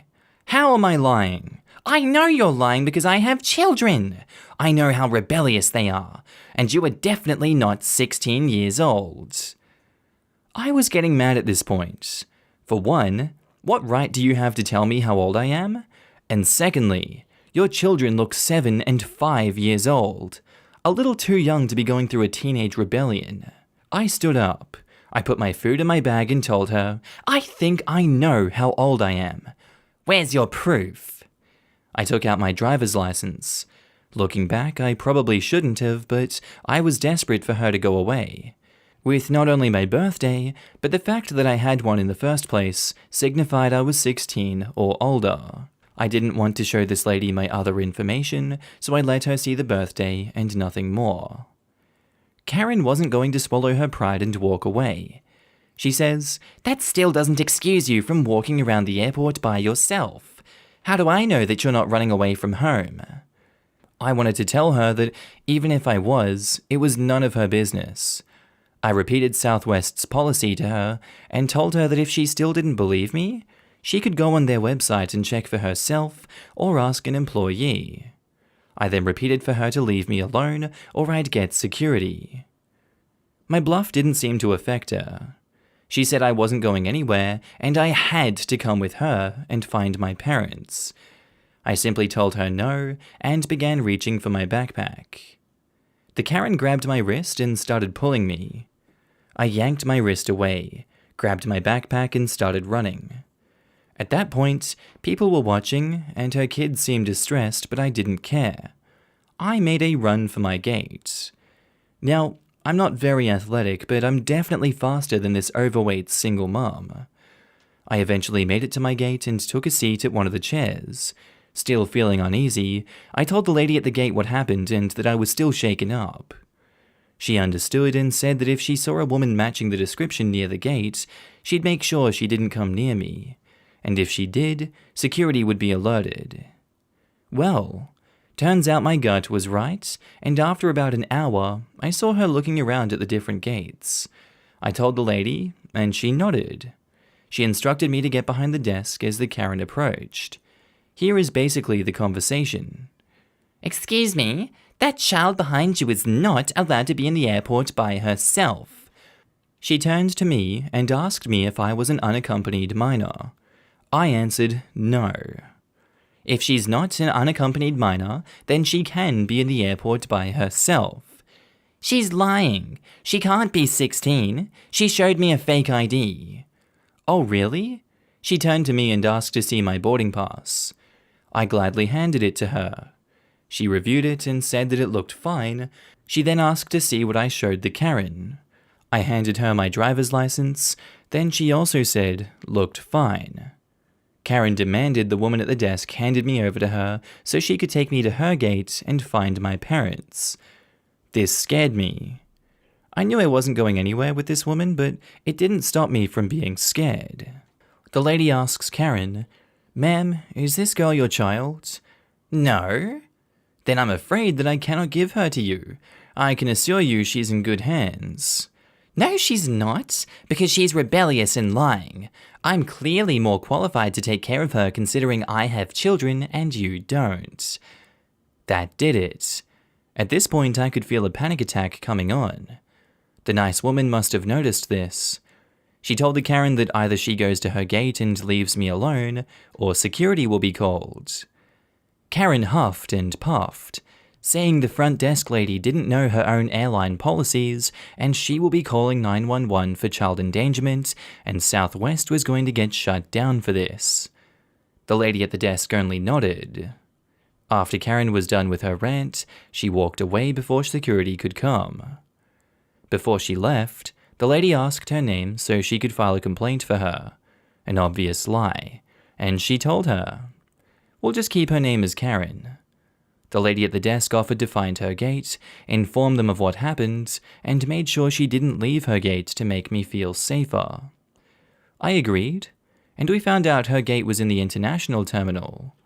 Knowing this woman wanted to take me to a completely different terminal, the international terminal no less, made me even more scared. But I was assured everything was going to be alright. Her gate was informed about the situation, and they said they would make sure that she wouldn't leave the terminal once she arrived. It made me feel a lot better. I'm 19 now and still haven't grown taller. I'm in college now and I still fly by myself. I'm still a little shaken up from the whole thing, but I still fly on my own, but I make sure to carry around my ID and passport, and if anyone asked if I needed help, I'd quickly answer no and walk away. That may make me look more suspicious, but I don't care. I'd rather come across rude than have to deal with another crazy Karen. Man, this post was long, but thanks for reading all the way if you did. Entitled Guy wonders why he doesn't have a date for a wedding. So my mum has a catering company, and when she has a big job, as it's a family-run business, she'll ask me and my sister to help out now and again when she needs it. We're not fans of it because we don't like people, but it's my mum's baby and we love her, lol. This particular time, it was a very chilled style wedding with an assembly line where we would divvy out my mum's delicious food. Anyways, I can hear this guy on the line loudly talking about how no one wanted to be his date for the wedding. Poor him, he's such a nice guy, etc. He gets to my mum in line and compliments the looks of the food and asks if she's the owner. She says yes, and that her two lovely daughters are helping. Entitled Guy looks at me and then my sister and says, well, one of them is lovely at least. My mum, taken aback, continues on as if he hasn't spoken and serves him. He gets to my sister, the lovely one, and tells her she's beautiful and how does it feel to be the typical beautiful younger sister, and she gives him a basilisk stare and asks him if he wants a bread roll. E.g., not wanting to hold up the line despite clearly wanting to carry on speaking to my sister, goes to me. Entitled Guy looks at me and says that he rates me about a 4 out of 10, and how awful it must be for me to have a 10 out of 10 looking sister. Now, I don't think I'm ugly, and I do think my sister is beautiful, but we look very different. She's very slim, athletic, tanned with bleach blonde hair with conker-colored eyes, whereas I'm hourglass, pale skin, grey eyes, and heavily tattooed. So I'm aware I'm an acquired taste. I'm not offended that he thinks my sister is beautiful. I think she's beautiful. However, I'm offended that he thinks we want his assembly line commentary, especially when he looks like a human version of a Seabiscuit. So I lean back and say, "You're the guy without a date, right?" I can see my mum twitching like, "Please, for the love of God, don't be too harsh." He's grinning at me with his friends, all proud of himself, and I say, "I wonder which one it is. If it's your lack of manners, looks, or personality that stopped you from getting a date when everyone else has one." Pausing to put some food on his plate, I hand it back to him and smile. I imagine it's all three. Also, despite being a 4, I've never not had a date for a function. Have a good day now. I never got to hear his response, as the line needed to get moving. However, Seabiscuit's smile is now gone. Such a shame, and I didn't get told off by my mum. Winning. Maybe now he'll have a better approach to women, but I doubt it though. Now in the comments, Atomic Fox 84 says, "Don't insult Seabiscuit like that, comparing him to that guy, lol." I bet your mum was trying hard not to laugh. That verbal smackdown was great. She was definitely worried that I was going to be rude and get her a complaint, but I couldn't let it go without saying something, lol. Like, dude, I'm working here. I'm not here on the pool. And even if I was, if you prefer my sister, awesome, but no need to be such an asshat about it. Great comeback. Would have loved to hear what the others thought of him, or did they just laugh in his face? His friends were just snickering, to be fair, and surprisingly, avoided me for the dessert round. Shocker. My sister told me she was definitely not interested, even before he opened his mouth. Alright, I think we're done with that one, and moving on to our next post by user NaggyNow101, titled, "The Most Entitled Guy I Met on a Dating Site." So this took place between 2004 to 2005. My sister convinced me to do a Lava Life account, thinking no harm. The worst part was my mum decided to play around with my profile as I went to the bathroom. Yeah, dumbest thing I know. During the setup, she put some of what she thought I was or should be into. So yeah, she told me she entered and saved, and we waited for a few days. There was a few hits and a few misses. Most of the people hitting my profile kinda just turned me off. When I saw what was put in there, I was pissed. My mother attempted to say I was into sports. I wasn't. She did some changes to my profile and claimed that it would get me a date. I was pissed off because she didn't trust me to make my own damn decisions on a guy.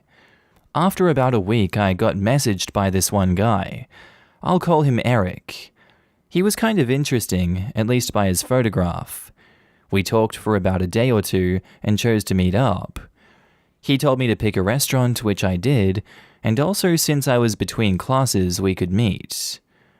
We met in front of an Indian restaurant, which my parents were friends with the owner. Eric showed up and was starting to give me a bad feeling.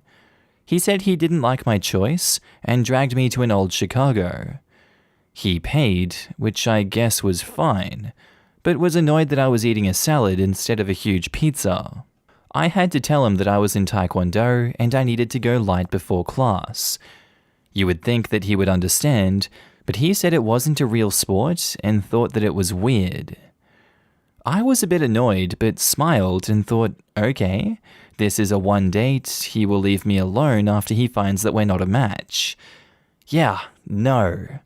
He decided to ask me about some plans for about a week later, and I had a convention I was going to. When I told him my plans, he said nowhere on my profile did I say that I was a nerd. I explained my mother helped set up and deleted part of my hobbies. He just told me, whatever, just cancel my convention plans to go see a football game with him and his pals. Now I put my foot down and said no. He said since he put forth effort to meet, I owed him. I was seriously pissed and left. He paid my bill, but he messaged me via email, which I forwarded to my mother, telling her what this guy did. He then told me the game time and what he wanted me to get to prepare. I literally ignored him and went to the convention. I'd already booked a hotel room and had friends rooming with me. I did not tell them about the Lava Life screw-up, and I moved on. As soon as I got to the hotel, my mum called to say that Eric was on his way to the hotel. She believed he was joining me for the weekend at the convention. Oh gods. He showed up and looked pissed. He demanded I unbook my room, which he said was a waste of money, and demand a refund on my badge because we were going to a football game. One of my friends, I will call Scott, who is a peacekeeper and was on security for the con, asked the guy to leave. Of course, the guy said that I was his girlfriend, and I had it. I said, "I'm not your girlfriend. You should have gotten the hint when I didn't reply to your demands to see a game. I hate football." He got mad and then told me that he would give me a bad review on the account. I just told him good, and Scott made me get on his laptop after the guy left to shut down my account. After the incident, I got an email from some guy named Paul, who was Eric's friend, and ride home. He apologized for what happened and hoped I had a good convention because Eric ruined the football game for him and his wife. He said, "We should have just gone to your convention because you actually sounded like a way better person to hang out with than him."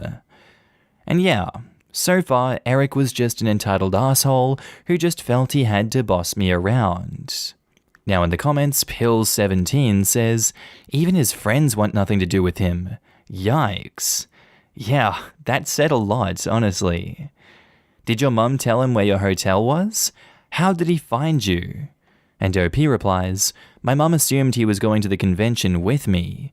He also looked up the convention's name on Yahoo." Jesus, what a creep. I bet he has at least one restraining order against him. Jeez, your mum sounds pretty damn dangerous herself though. Involving her opinion in your love life and telling a stranger where you are? However, how did he even find out how to contact her in the first place? And why didn't you change your profile immediately after your mum screwed it up?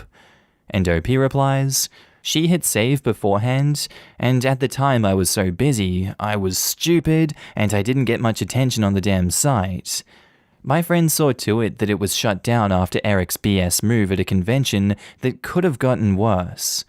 He did a Yahoo search for the convention, and also I stupidly gave him my phone number, which he was blocked after the first date.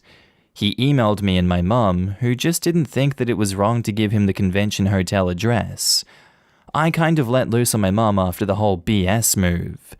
Haven't used a dating site since."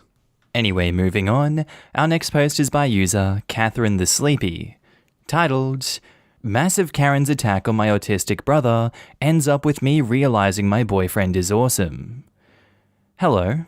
I'm a lurker here, but since my relationship's anniversary is coming, I think I should share my encounter with an entitled parent here, as it was when I realized my boyfriend was the one for me. I'm doing this on mobile, and English isn't my first language, so please forgive my mistakes. Meet the cast. There's me, 25 female tiny Vietnamese girl living in the US since 9 years old, with an unusually shy yet cheerful personality who loves to read and is crazy for chocolate. My brother, 20 male short, chubby Vietnamese guy with some mental issues, but extremely intelligent and truly the sweetest boy ever. He loves dinosaurs and idolizes my boyfriend. Let's call him B. And boyfriend, 29 male, tall and muscular, long-haired and beardy Brazilian guy. Despite his permanent mean look, he's extremely kind, intelligent, and lovely. And he loves my family as his own. Keep this last bit in mind, it's important. Let's call him BF. Then there's Karen, massive lump of lard and entitlement. If you ever saw an obese Karen, you saw this one. Weird clothes, ugly bag, that haircut, huge sunglasses, and a voice which makes your ears bleed. And there is Karen's spawn. Probably an 8-year-old male, overweight brat. He's entitled as his mother. Not gonna say much more, Don't want to trash talk a kid. Okay, so anyway, this story takes place during 2018's December, a week before Christmas. My boyfriend and I were visiting my parents for the holidays, and we wanted to go shopping for gifts in a shopping mall nearby. We decided to take my brother as well, since he was bored at home, and I wanted to spend more time with him. At the shopping mall, I decided to put my grand plan in motion. My boyfriend always surprises me on Christmas, but it would be my turn that year. I usually never ask him for anything, but this time I made the cutest face and voice I could and said, "Baby, can you get me a chocolate milkshake, please? I'll wait in this library here with B." And he's like, "Okay, be right back." And he kissed my head. Yeah, my head. It's faster because he's much taller than me. I picked this library for 3 reasons. His gift would be a book, as he loves reading just as much as I do. It wasn't far away from McDonald's where he would get my milkshake, and, more importantly, they had books with dinosaurs models. My boyfriend noticed it, and it became a perfect alibi since my brother was around. Now is when things started to go wrong. I took my brother to the place where they kept the dinosaurs books, way in the back, and told him to pick a book and wait there. He picked even before I could stop talking. I left him there because the library was big, and I had just a few minutes to buy my boyfriend's gift and hide it in my bag before he could see. I was maybe 10 minutes into my frenzied search for a book when I heard some loud voices from where I left my brother. There I saw that monstrous Karen, yelling and trying to wrestle the book my brother picked from him, while her spawn cheered from the sides, and a couple of workers, 2 teenage girls, stood there stunned, not knowing what to do. I rushed there and yelled, "What are you doing?" Karen: "This freak doesn't want to give my baby the book, so I'm taking it." Karen's spawn: "Mommy, give me the T-Rex." I grabbed her fat arm, which was easily 5 times thicker than mine, and I tried to pull her off him. Me: "Leave him alone. He picked it up first." Karen: "Stop lying and don't touch me, bitch." She pushed me. "Now, you're invalid son of a tramp. Give me this book now." She shoved me, and I landed on my butt some 4 feet away from her, stunned. This is when she started to slap my brother really hard. We could hear the smacks. On her 4th slap, though, my boyfriend came out of nowhere, tore that mastodon from my brother while pushing her and putting himself between my brother and her, who also fell on her butt. Now, I would like to say he's usually very calm, very quiet, a guy of very few words, and I've only seen him angry once. But even then, he never raised his voice. This time was different. His face was pure murderous rage, and he literally roared at the woman. "Boyfriend, don't you dare hurt my brother." I was shocked to see him like that, but Karen went from red to white, and her kid went on mute. Another employee came dragging a security officer. Karen screamed she was assaulted. My boyfriend, again, calm as if nothing happened but angry as hell, explained his side of the story. I explained what happened, the teenage employees did the same, cameras were checked, and the bruises on my poor brother were looked at. The police were called and everything got reviewed. Turns out this Karen already had her problems with the law, and the only reason why we wouldn't press charges is because we wanted to finish shopping. She was arrested anyway, so why bother? In the end, my boyfriend had to go buy another milkshake for me since he dropped it when he rushed to aid my brother. I used the time to buy his book and my brother's with a huge discount. Later, when we were calmer, I started to analyze the whole situation and what he did. He looked scary, but the way he did that was so cool and hot. He called my brother his brother and protected him so ferociously. It was like watching a lion protecting his band. My parents were so grateful that they almost cried. If they liked him before, now they loved him to the point of calling him son, and my brother started to get along with him even better than before. You guys should see them playing Street Fighter together. It's so wholesome and funny. And me, Well, let me say one thing. That night, I didn't let him sleep at all, and my hips were really sore the next morning, more than a foal could explain. We're getting married as soon as this whole pandemic thing is over. And oh yeah, he got surprised with the book. Mission accomplished. And in the comments, Starbug360 says, definitely a keeper. And OP replies, I like to bully him by saying if he had a Kindle attached to his chest, he would be perfection itself. Anyway, moving on to our next story by Carvery Girl. It's titled, Salvation Army Lady is entitled to my bracelet.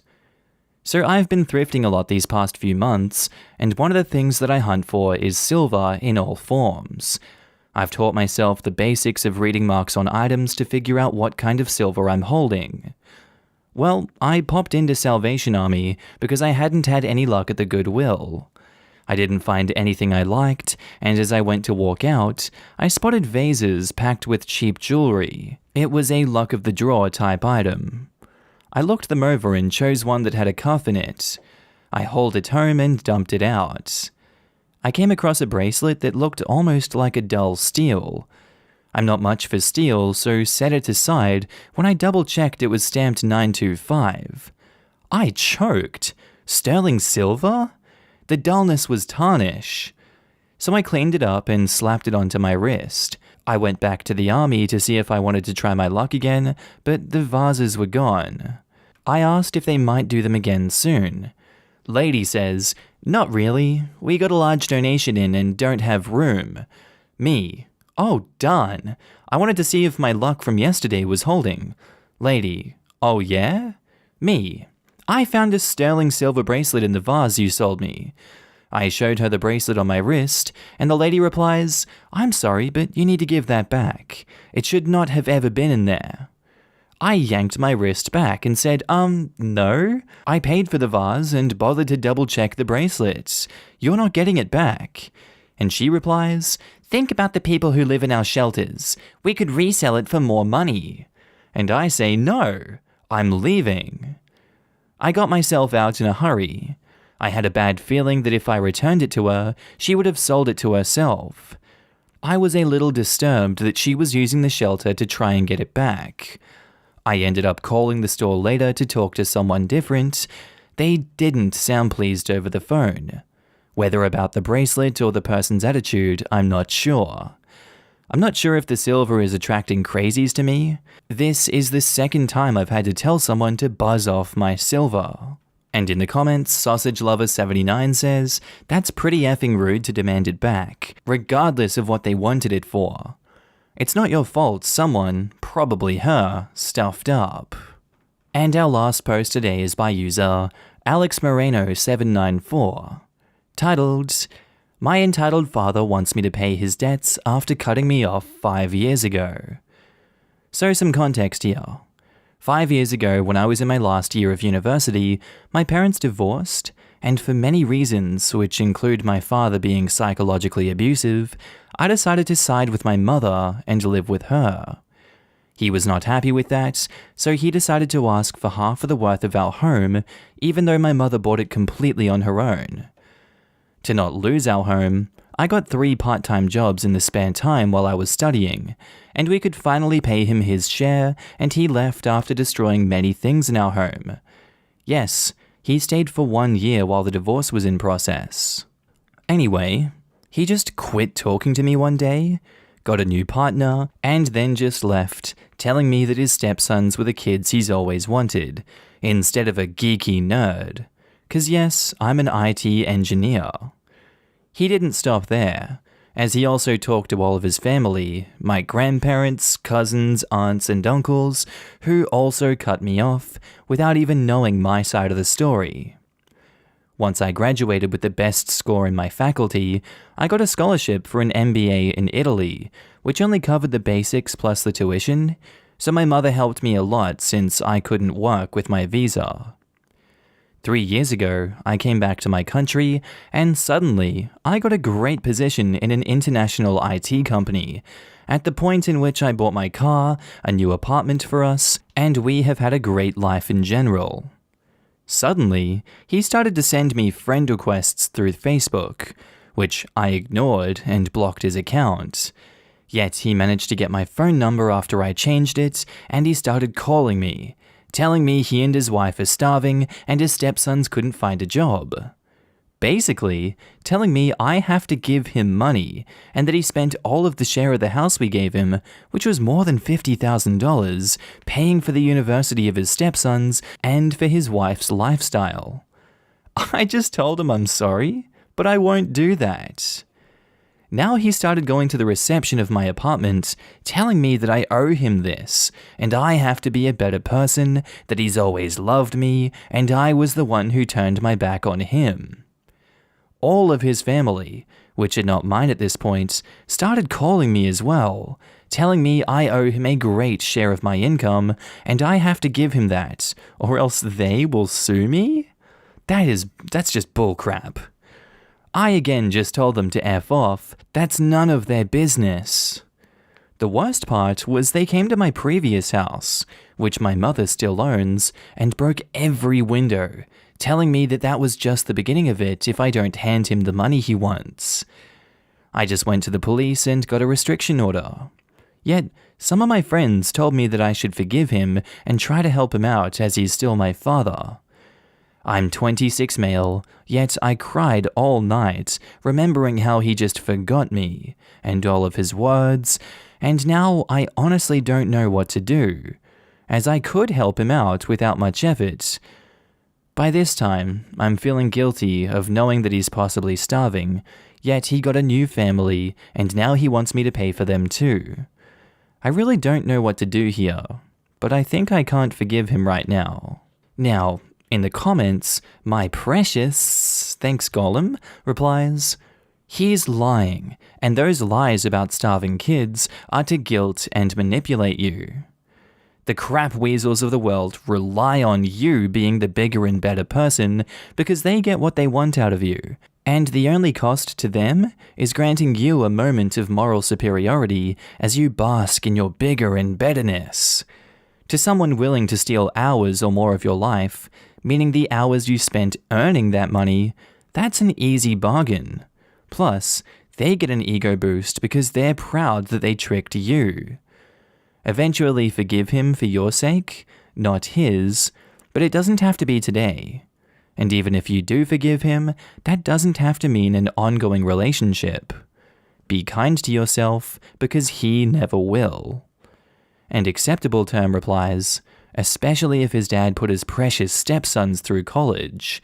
There is no way that at least 2 kids are gonna sit on their degrees and let the whole family starve. They just heard that OP is doing pretty good and they're jealous. Plus, if all of Dad's family took his side and cut off OP, they can save his family from starving. I'd get new friends too.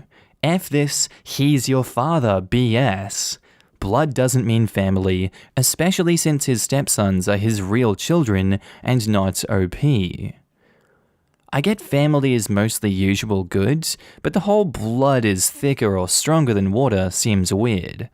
I think of relationships and bonds as things that are forged over time, like metals and swords. You don't settle for iron or metal taken straight from the ground. You refine it and mix it into a strong and sturdy alloy. Blood is thicker than water, but maple syrup is thicker than blood, so basically pancakes are more important than family.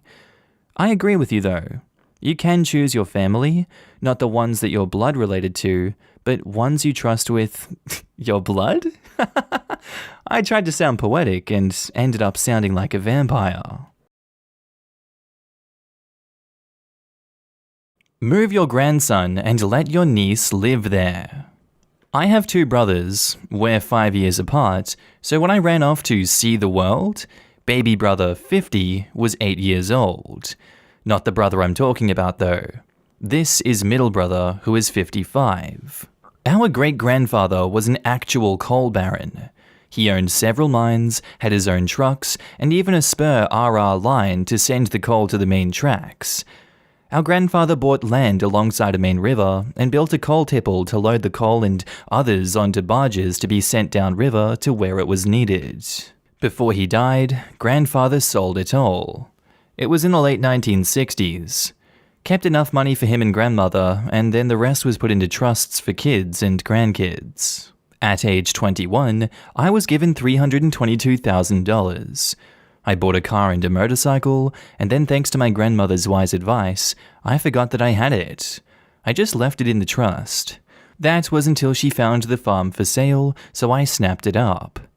The house needed work, so I brought everything up to code and put a lot of insulation in. Later on, I bought one of those half-round steel garages, and over the years, it's been turned into a living space. Quite nice. People call it the cave. A buddy sprayed a few inches of foam on the walls and we painted it grey. It's tucked back into the tree line and needs no AC in the summer. Heat is a wood-burning stove. Plenty of wood too. Wireless, great digital TV signals. Several friends and family members have stayed there when they needed a place. Since the property is far closer to my grandson's high school than their house, my daughter let him and a buddy live there for almost 3 years. He starts college at the same school that my niece is going to for graduate school. She needed a place to stay, and her mum asked me, and I said of course. The problem started 2 days ago with the grandson calling, asking if I told my brother him and his friend had to move into the half-round and give the house to his cousin and a previously unmentioned friend. Oh, no, I didn't, so he told his uncle to F off and handed the phone to MB. After a very short argument on how unsatisfactory it was for his golden child and how bratty my grandson was, they left. When he hung up on me, I texted his wife and said the deal was off thanks to MB. I answered one text from her explaining what happened. I refused to answer MB's calls or texts asking me to change my mind. BB called me laughing. MB called him on the verge of tears, begging for him to change my mind. So he did beg me. Begged me to charge them the standard rate for rent for this. With utilities included, that would be around $12,000 a year. Get the first and last, plus sign a 2-year lease. His wife, my sister-in-law, is a lawyer. She'll write a great lease. And he said that she offered. Now, long ago, my sister-in-law came to ask me if her friend, a victim of domestic abuse, could hide there. You don't say no to that, but to her, it was an act of kindness, and she could find nowhere else at the time. I told my baby brother to have her draw it up, and I sent it. I made grandson the landlord. My baby brother and sister-in-law got to work on it, and every base is covered. My middle brother has the lease, but I've not heard back. Our mother would be mad at me, and my dad would laugh. He is still alive, but dementia took his mind and memories. And in the comments, OP says, I put a lot of run-on sentences in that, didn't I? Sorry, folks. I'm old. Get off my lawn. I still tracked it, though. The bit with your sister-in-law offering to, and then subsequently actually drawing up the lease, made me snicker coffee out my schnoz. What the hell? So to recap, you own a farm with a house and a mother-in-law unit/ADU. You let your grandson live in the house for the back half of high school and now for college. Middle brother's daughter, your niece, asked to live there for college and you said yes. Niece and your middle brother then demanded the farmhouse rather than the mother-in-law unit and pitched a fit when you said, ha, no? Middle brother is now having a fit. You and youngest brother wrote up a formal lease naming your grandson as the landlord. Nasty piece of work niece, by the way of middle brother, has not responded. Our next post is by user I have no idea 098, titled Entitled Racist Karen Wants Other Parents' Children. So a few years ago, I was a student studying in childcare. Now, as a part of my course, I am meant to 1 day a week work in a private nursery. For people who don't know what a nursery is, it's basically preschool, I think, to get some experience. So whilst I was there for a year, I became very close with the staff members and the children that were there, and during the summer, a new child was enrolled into the nursery. The little girl, we will call her Mary because her favourite song was Mary Has a Little Lamb. Now, Mary is an adorable little girl who likes to jump around and give everyone hugs and kisses. A bowl of fluff is what she is. Mary is a bit slightly chubby for a 3-year-old, but that's okay. No problem with a little bit of chub. But her mum thought otherwise. Her mum, who we'll name Karen, is this tall white lady who was American who moved to our country last year. Mary didn't look anything like Karen. Mary is a black child, but that isn't a problem to us, since everyone's families come in different sizes and shapes. But I had to point this out since it'll become important later. The nursery closes at around 6 p.m. since we're a private nursery. But Karen always comes late by an hour to pick up Mary. Now usually, we would give the parents an hour time limit to pick up the children before we hand out warnings. And if a third warning is invoked, well, I think the manager said she'll call Child Protective Services. Now, Karen always takes the piss and ensures she picks up Mary barely before the hour, looking like a, excuse my choice of words, an HOE. She would show up with her flush red face, a tight, slim, skinny dress that shows off either her cleavage or ass, and caked in an excessive amount of makeup. Now, this isn't a big deal until the summer trip starts coming around the corner. It was a trip to a big theme park in my country. Everyone was buzzed, especially the staff members, since this is basically a free trip for them since the nursery is paying for it.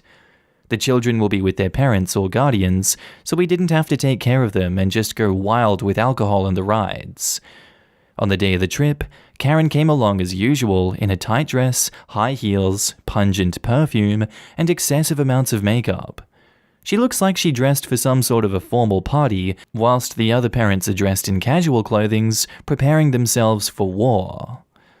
Remember, our staff members don't have to look after the kids on this trip, and it's the parents' and guardians' responsibility to do so. Before we left off for our trip, Karen noticed one of the children, a beautiful toddler whom I'll name Anna, with blonde pigtails and bright blue eyes. Karen walked up to her mother, whom she held hands with, and said something quite disturbing, to the point Anna's mother requested to our staff to help keep a distance from her. The exchange went as follows. Karen: "That's a cute girl." AM: "Aw, thank you. She's our pride and joy." Karen: "She has such beautiful crystal blue eyes and blonde hair. Her skin is so fair and pale." AM: Yeah, she is beautiful. A bit creeped out though." Karen: "I wish Mary looked like her." AM looks at Mary and says, "Aw, Mary is also a beautiful girl too." Karen scoffs and says, "Yeah, right. If anything, I want a baby girl like yours." She looks closer at Anna and strokes her blonde hair. Anna's mother was creeped out by that and pulled Anna away from Karen before quickly heading to us for some help. With our help, we assigned Karen and Mary to sit at the very back of the bus, whilst Anna's family sat in the front to keep some distance. Once we got to the theme park, everyone was let loose and the parents and guardians are in for a treat. Whilst our staff and students went nuts on the rides and the alcohol, basically just having a blast. Until it was nearing the late afternoon. We were all getting hungry, so we walked over to the food court. There we saw an unpleasant sight. Karen was drinking some beer at one of the far back tables talking on her phone, whilst Mary was asleep in her buggy. We looked at this scene with disgust and walked over. The exchange went as followed after Karen noticed us and put down the phone. Karen: "Oh, hello there." Me: "Hello, Karen. Enjoying the trip?" Karen: "Oh geez, I wish. It's been so boring, tiring, and my feet aches from walking around and it's so bloody hot." She was wearing a tight black dress and tall black heels. Of course she's gonna get tired. Me: "I see. Did you two enjoy any of the rides?" Karen: "Yes. Mary enjoys the merry-go-ride more than anything." I want to note that there was no merry-go-round in the theme park. I sat myself, along with 2 other staff members with Karen, to get to know her and see if she was okay, because I can tell she was kinda tipsy with her skin all flushed. We kept an eye out for her and just kept talking and drinking until things finally took a turn for the worst.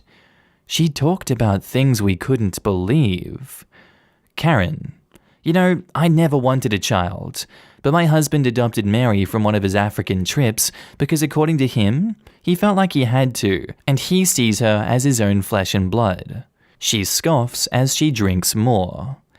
The husband is a journalist who travels a lot. Me. That's nice of him. I'm sure Mary will grow up to be a healthy, beautiful girl.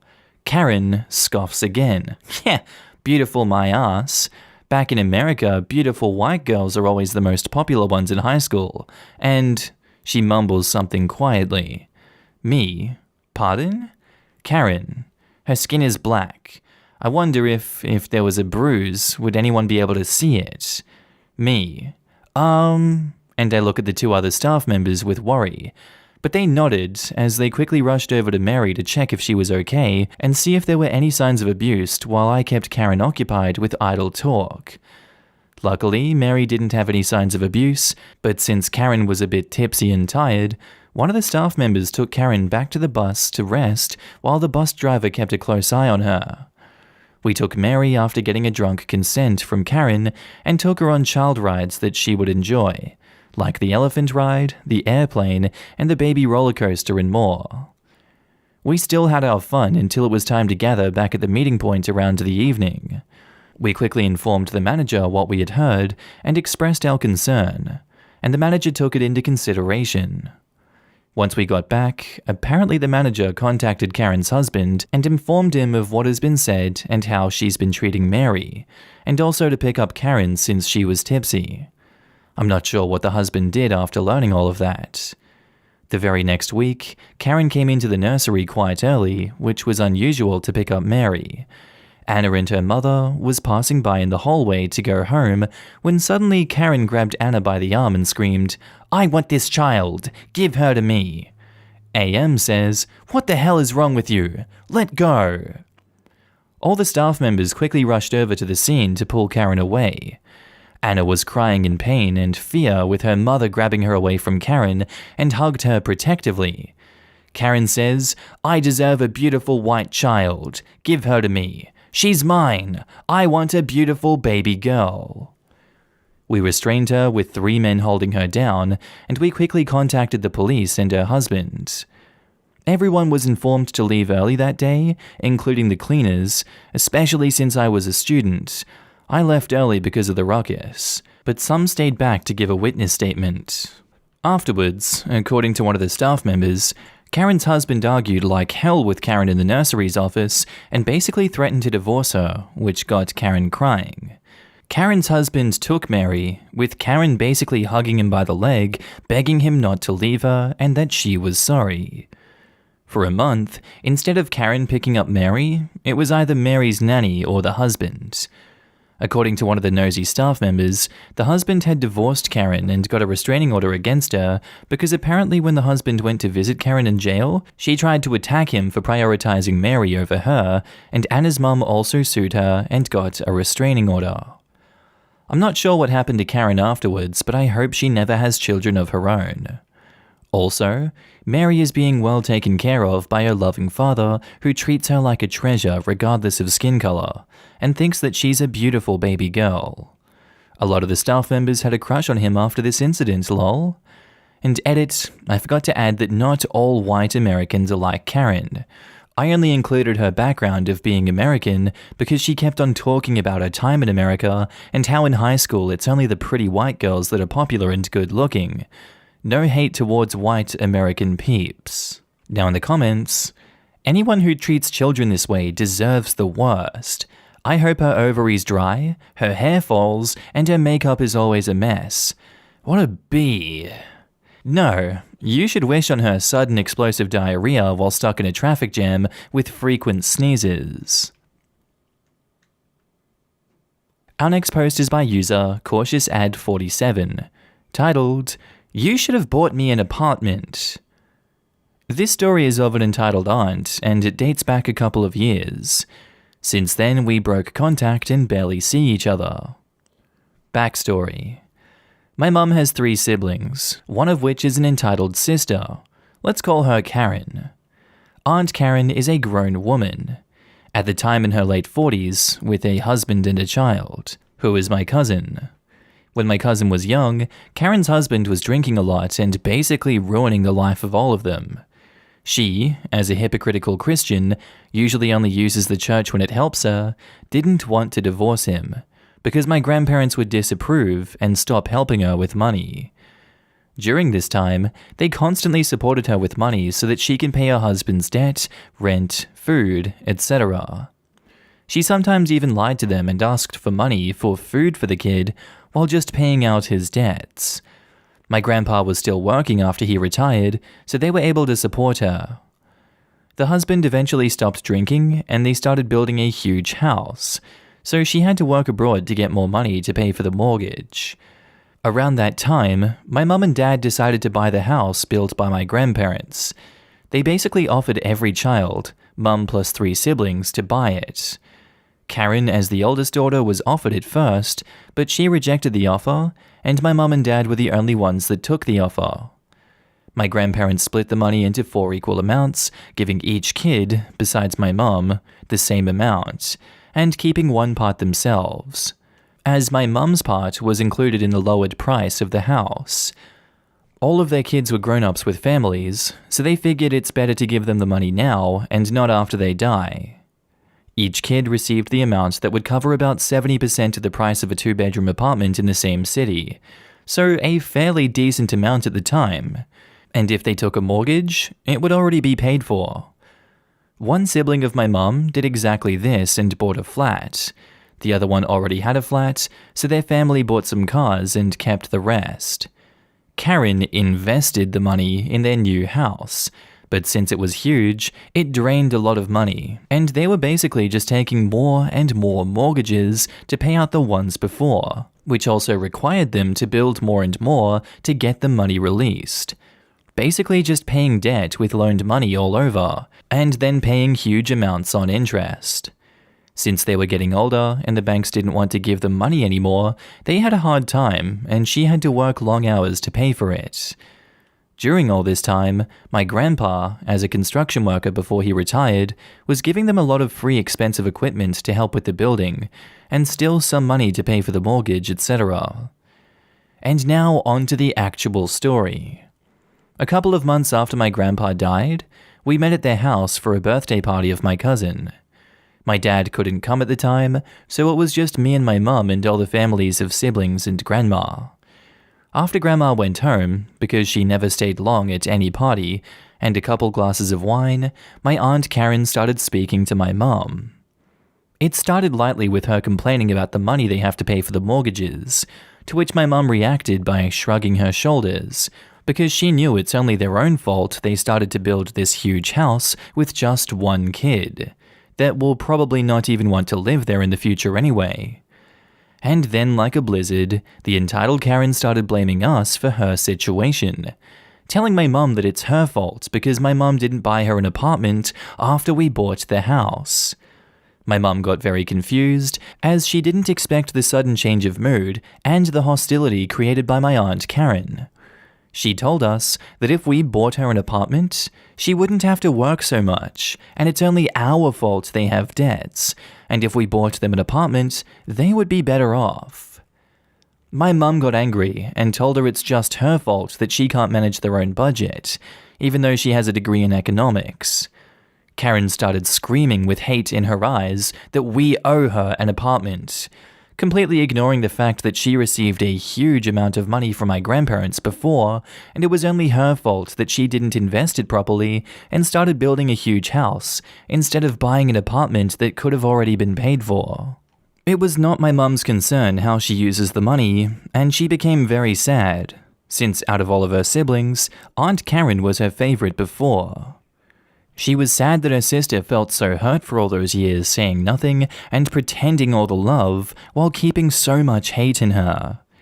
She also said that even the late grandpa said that she should have received an apartment, which was not true, and my grandma confirmed that it was false, because she received money from them because of their own decision, and not because anyone was obliged to give her any money since they were still alive and the money she received was instead of inheritance money. After this, we left and went home. My dad was furious when we were telling him the story and knew that she only said anything because he wasn't present. He forbid her to enter our house, and we never visited them since then. This story is a little longer, but it shows an example of a person that can blame her own family for her own poor life decisions. Now in the comments, Just Peachy says, a common trait of a narcissist is that they don't take responsibility. It's always somebody else's fault while they're in a situation they're in. Sounds like your mum or family is just one of the possible many targets to choose from and point the finger. Karen is a scam artist. If a person proposes something illogical, then gets emotional and angry as a smokescreen to hide the fact that their proposal is illogical, it is a scam. And OP replies, I guess that she should be happy that the Indian scam centers don't target my country and she doesn't speak English, or else they would already be on the street. Or maybe she should start doing the calls herself, because she clearly is entitled to a better life in a villa with a huge pool. Roommate feels entitled to my stuff because he pays for my UI and welfare benefits. Long story short, my roommate is an abusive piece of crap that I've been stuck with for less than a year. He talks about how great he is non-stop while being critical and judgmental of everyone else, especially me. I honestly think he hoped we'd start dating after moving in together, but I quickly grew to dislike him after moving in. Never romantic, he had a medical emergency and needed short-term help, and we needed a place to live. Now he's just angry and passive-aggressive towards me. Let's start with the fact that he makes $45 an hour. I know this because he brings it up all the time. He's a boomer, so everyone who isn't achieving massive success by just working a 9 to 5 is just lazy, entitled, mentally ill, or addicted to drugs. You know, people's society should just abandon because they aren't working as hard as him. This subject he also makes a point of bringing up almost daily because I am on unemployment and have been working at building a non-profit that he also tries real hard to undermine my efforts at. But of course, I'm just a lazy, entitled drain on society. I'm an autistic single parent of 2 autistic teens with extra support needs. So basically a welfare mum who works twice as hard just to keep afloat while raising my kids. Since moving in, he's been using my low-income status to take advantage of free internet, free charging for his electric car, free pet care while he's been out of town every weekend and weeks at a time for work, plus helping himself to the free food that came in the kids' school meals, and from the food bank. Now he's busy packing up his dishes from the kitchen, and I see he's been taking my dishes too, the ones that I bought at the thrift store. He's trying so hard to punish me in any way possible. I can't imagine why he's still single. I just needed to rant.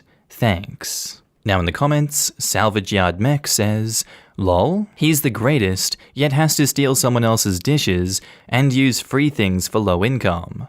This guy is definitely an entitled boomer. Little Wiccan asks, definitely kick his ass out, as it sounds like he's in your home, therefore he should be helping with bills and rent, etc. Not rubbing it in your face how much he gets. Couldn't he afford a private nurse with what he's on? And OP replies, we're both on a lease, in a home owned by his sister, whose idea the whole moving in together thing was, and who punished me into the utility discount situation, which I may get stuck with a large bill for soon, as the utility company is having second thoughts on my discounts. She also benefited from the electric discount while doing massive construction projects on the property. The remodel is complete, and they want their money out of the house, so now they've been working together to persuade me and my kids to move out early so they can sell it unoccupied. Even though she could work with me to get eviction prevention assistance, that would allow us to get extra rent money to stay here. I can't qualify for new housing because of my unemployment ending, and my self-employment isn't established yet. He is such a lapdog to his sister and her source of investment funding. He's kept up the harassment to try and make me move, and in the meantime, get as much free anything as he can out of me. He wants his ROI. The mofo is so cheap, he'd rather try to manipulate some free help from a single mum and cheat the system so he can retire early while blaming homeless people for being drains on the system. They saw a vulnerable person and used my situation to exploit me for their own benefit. I'm pretty sure I'm not the first either. For what it's worth, when we first moved in, he made a disturbing, unwarranted comment about his parents doing the rich dad, poor mum thing. So they both know exactly what they're doing. And Miss Fritter asks, what is that? It's a couple that remains unmarried but stays together to keep finances legally separate and still legally qualify for welfare benefits. Often common with older couples where one is now needing expensive care, one partner needs to go to the nursing home, but the family doesn't want to deplete the retirement savings. Mum and dad get divorced for financial reasons, so the state/federal support kicks in to cover Medicare-related housing expenses. Our next post is by user Dark909911, titled, "You blew your interview." So, I read something on Reddit that reminded me of something from a job that I had years ago. The cast are me, the entitled idiot. Back in 2010 or 2011, I can't remember for sure, but that isn't important to the story. I was working for my father-in-law making cabinets, desks, wardrobes, and the like, all custom made. We were short-staffed and were looking to hire a couple of more people to work. At the start of every interview, I always said the same to all. This interview is being recorded. The boss will go over every interview, and if you're hired, the boss will either call or send an email by the end of this week. I remember this was a Thursday. I had done at least 4 interviews that went pretty well, and thought 2 were what we were looking for. Then in comes the star of the show, our entitled idiot. I stood up to make the introductions and shake his hand when he picked up a photo of my sister-in-law, who was only 14, and said, "That's a hottie. If I had half a chance, I'd be all over that. Wouldn't you?" I went back to my side of the desk and invited him to sit without answering said question, and started the interview the same as all the others, with my speech about how the entire interview was recorded and such. He actually looked and said, "You know, I didn't mean anything by what I said." That is when I broke the news to him that I'm the son-in-law, and that is my 14-year-old sister-in-law, and I'm sure he will hear from my boss. He hightailed it out of there. My father-in-law knew that he couldn't press any charges, but he forwarded the guy's resume to all other cabinet makers and told them what he said. This just blackballed him into never getting a job in that field within at least a 100-kilometer radius. I never did see him again. I wonder what he ended up doing. He did have a great resume and probably would have gotten the job because of it. Too bad his mouth got in the way.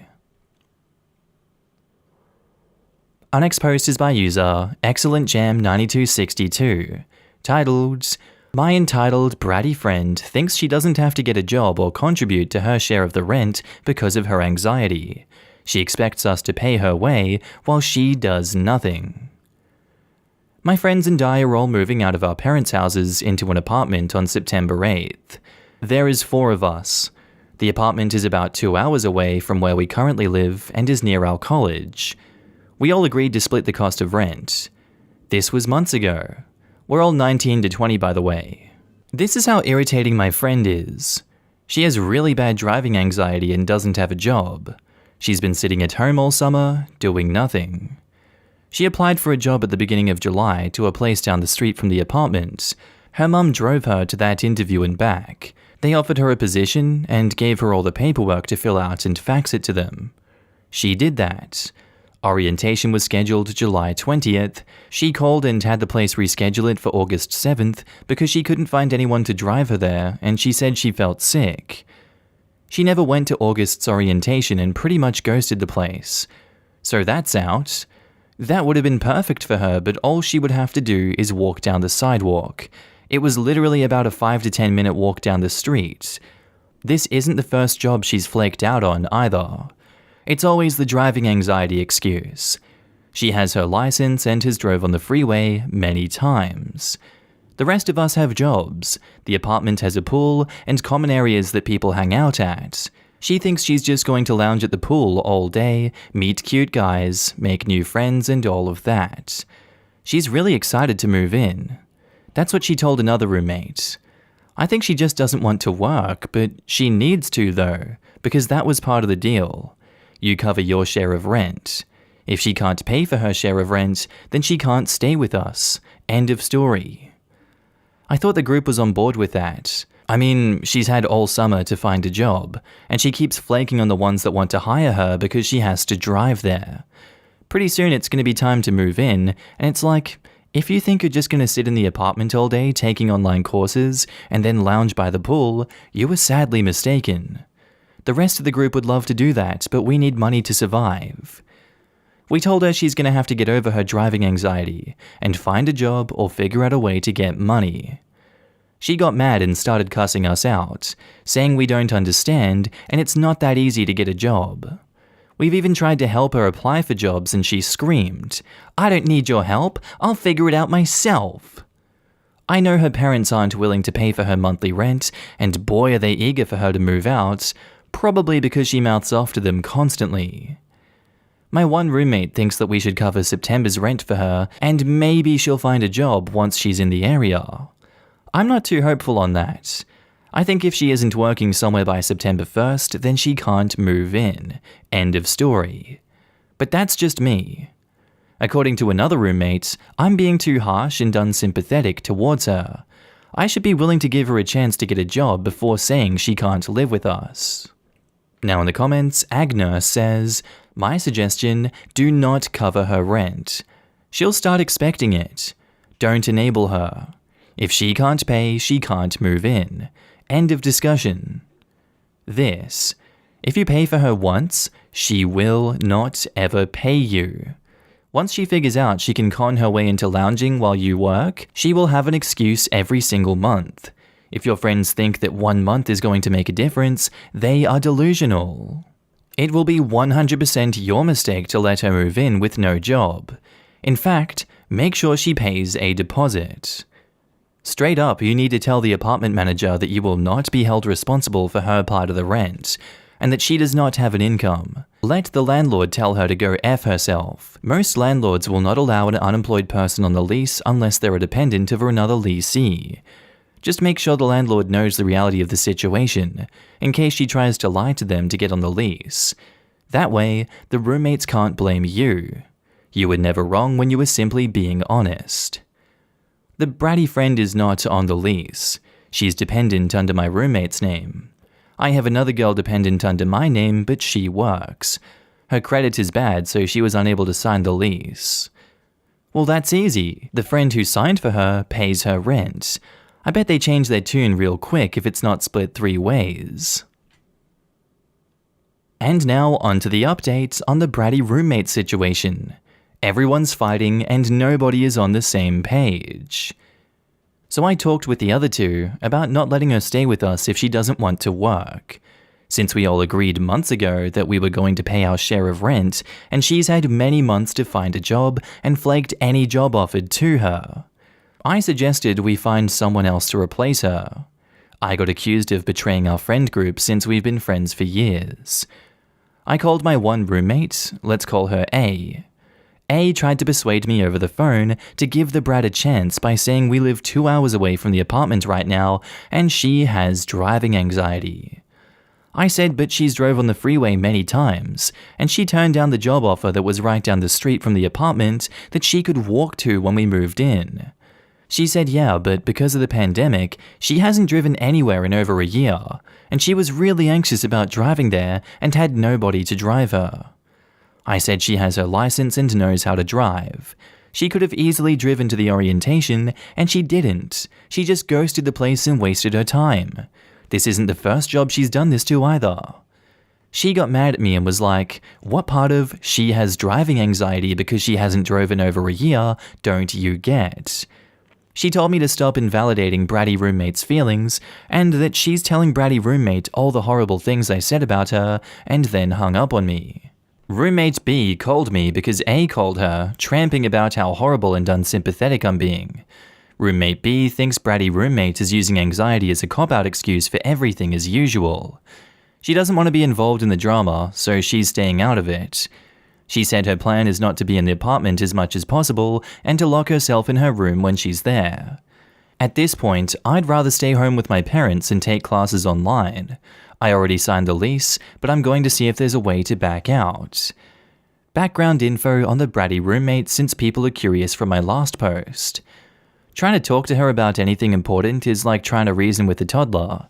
If she doesn't want to hear it, she will talk over you, derogatory name call, start yelling, walk off, stomp, cry, accuse you of trying to piss her off, accuse you of annoying her, yell at you to leave her alone because you don't understand anything, etc.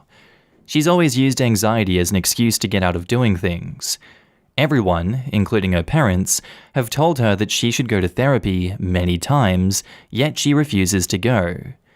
She doesn't think she needs help and everybody else is the problem. She loves to accuse anyone that doesn't agree with her over anything, trying to start an argument and that they need to grow up. She claims that she has anxiety and that's why she can't get a job. It's too much for her and it is too hard. Same thing with driving. But the anxiety magically disappears when she can go out and do whatever with guys and friends. Also, she loves meeting new people and is pretty extroverted. When we were in high school, she always got teachers' sympathy for a rough home life. She made up stories, and her bad anxiety, and got away with not doing some assignments. She didn't have a rough home life at all. Her parents got her whatever she wanted without her having to lift a finger. Her mum is a complete Karen. She's a story for another day. She also bullied people and embarrassed them on social media. When confronted, it was never her behind the hate accounts. I stopped being her friend after that until she apologized to me and I guess roped me in and manipulated me into trusting her. This was in the 8th and 9th grade. However, since we graduated high school last year, they've been wanting her to help out around the house and pick up after herself, which she always complains about. They also want her to come home at a decent hour and not be out every night or have boys in her room. She swears and mouths off to them all the time and posts it on social media. They paid for her to go to the college we're attending. She told all of us that she doesn't even want to go to college, but her parents made her because it would look bad on the family for having a daughter without a college degree. She couldn't care less. She argues with her mum a lot currently, but she says her dad has her back. She also stole money from her mum's purse a few years ago and snuck out to get back at her mum for not allowing her to go hang out with friends. She was bragging about it. Our next post is by user burner account 909876, titled, "And now my own extended family knows as well." Burner account, title basically says it. My own extended family found out that I have money as well. I don't have a lot of aunts and uncles left. Plenty of cousins though, as dad had 6 sisters who all had children. Only 4 cousins are younger than I am. I haven't spoken to them in like 20 years, and the only times I have spoken with them was at a funeral of one of the aunts and uncles. I have no relationship with them. I received several messages from cousins who heard through a lot of people that I had money. When I read this, I was mentally preparing for yet another crapstorm. Yep, they were pissed. They wanted to know why I didn't tell anyone. One of them ranted and raved about how unfair everything was, and I could have let them know and yada yada yada. When she was finally done, I asked, perhaps rather rudely, if she was done and if I could explain. I made one group and I wrote the whole story of what was happening in that group. I ended with the words in bold, underlined and with huge letters, "This is why I never told you." Several were shocked that what happened did happen. I asked them why they were upset that I didn't tell them. No one really answered that until I said that maybe because they wanted to benefit from it. Some said no way, and how can you think that of us? And I answered that the reason I think this is because of all the crap that has hit my fan. I have lost a lot of trust in people in general because of this. To make a long story short, a couple of them asked if they could get, yes get, not borrow, some money. Others said they would like to borrow some if possible, and I uploaded a document that CLC, my certified loan cousin, and I had signed. I told them that what was stated in the document were the rules. They could read it or not. One cousin asked if I could give him a call, and I did, and it turns out his daughter has a severe illness. Without treatments, she'll likely die. I won't name it for anonymity's sake. There is a treatment in the US that could help her. Chances remain slim, but if it's a success, his daughter might live and live a somewhat good quality of life. Unfortunately, that treatment is not paid for by the insurance company. I didn't trust it after so many stories, so I asked for details. He asked if I could come and visit. His daughter was in the hospital, and he didn't lie one bit. God, that girl. She's in her early 20s, but still, Tubes and monitors everywhere, books on the bed as she tried to do some homework. I could almost see death standing at her shoulder, waiting. She was so... We had to talk, and eventually her attending doctor came in and explained a bit. Later, I went with the doctor to his office and he explained the rest. So I went home afterwards. We verified the doctor's name, field, etc. Cousin and I talked again on the phone. I told him I hadn't made a decision yet and wanted to know if they wanted the money for medical costs only. He confirmed that. His wife/mother of said daughter would go to the US and they had money to cover her expenses. It would be tight, but they wanted only the money for the medical costs. Hubby and I talked and we agreed. We agreed to help, but again with strict rules. We would only pay the amount that we were given. The US hospital gave them a number. We would pay the hospital directly and other important details. The only thing we asked in return is that in the event of success and failure, they would put a certain amount of money towards research, in installments if necessary. L, our lawyer friend, drew up the contract and asked another lawyer to review it. The lawyer is specialized in the medical field. So I called Cousin again, and I told him that I had thoroughly examined the entire situation. I had been played and lied to. I was attacked in many ways and I had lost my trust in people. I thanked him for his honesty in the situation and commented how hard it must be. I then asked him if his wife was listening. She wasn't, but he put her on the speakerphone. I then told them this news. The only thing I heard were tears, cries, and thank yous. I told them that I had strict rules and sent them the draft of the document. I asked them to ask a lawyer or maybe the hospital lawyer to review it. If they agreed, we could sign the document. Later, their daughter called me. Same story as her parents. I just hope that this time round, the money will do good. Her doctor contacted me and we're going to arrange the financial details once the contract has been signed between my cousin and I. Other family members of mine have done the greedy grab hands. No was the simple answer, alongside the number of the investment advisor. I told them good luck and blocked those beggars. I don't worry as much as them finding out where I live. My parents, brother and his wife/my sister-in-law can win a tight lip contest with an oyster.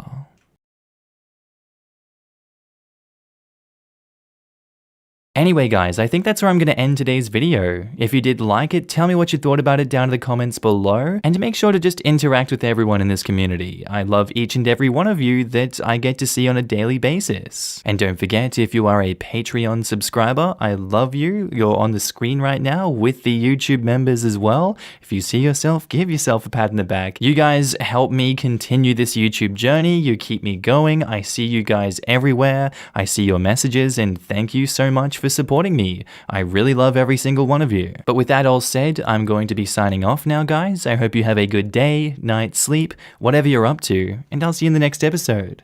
Bye.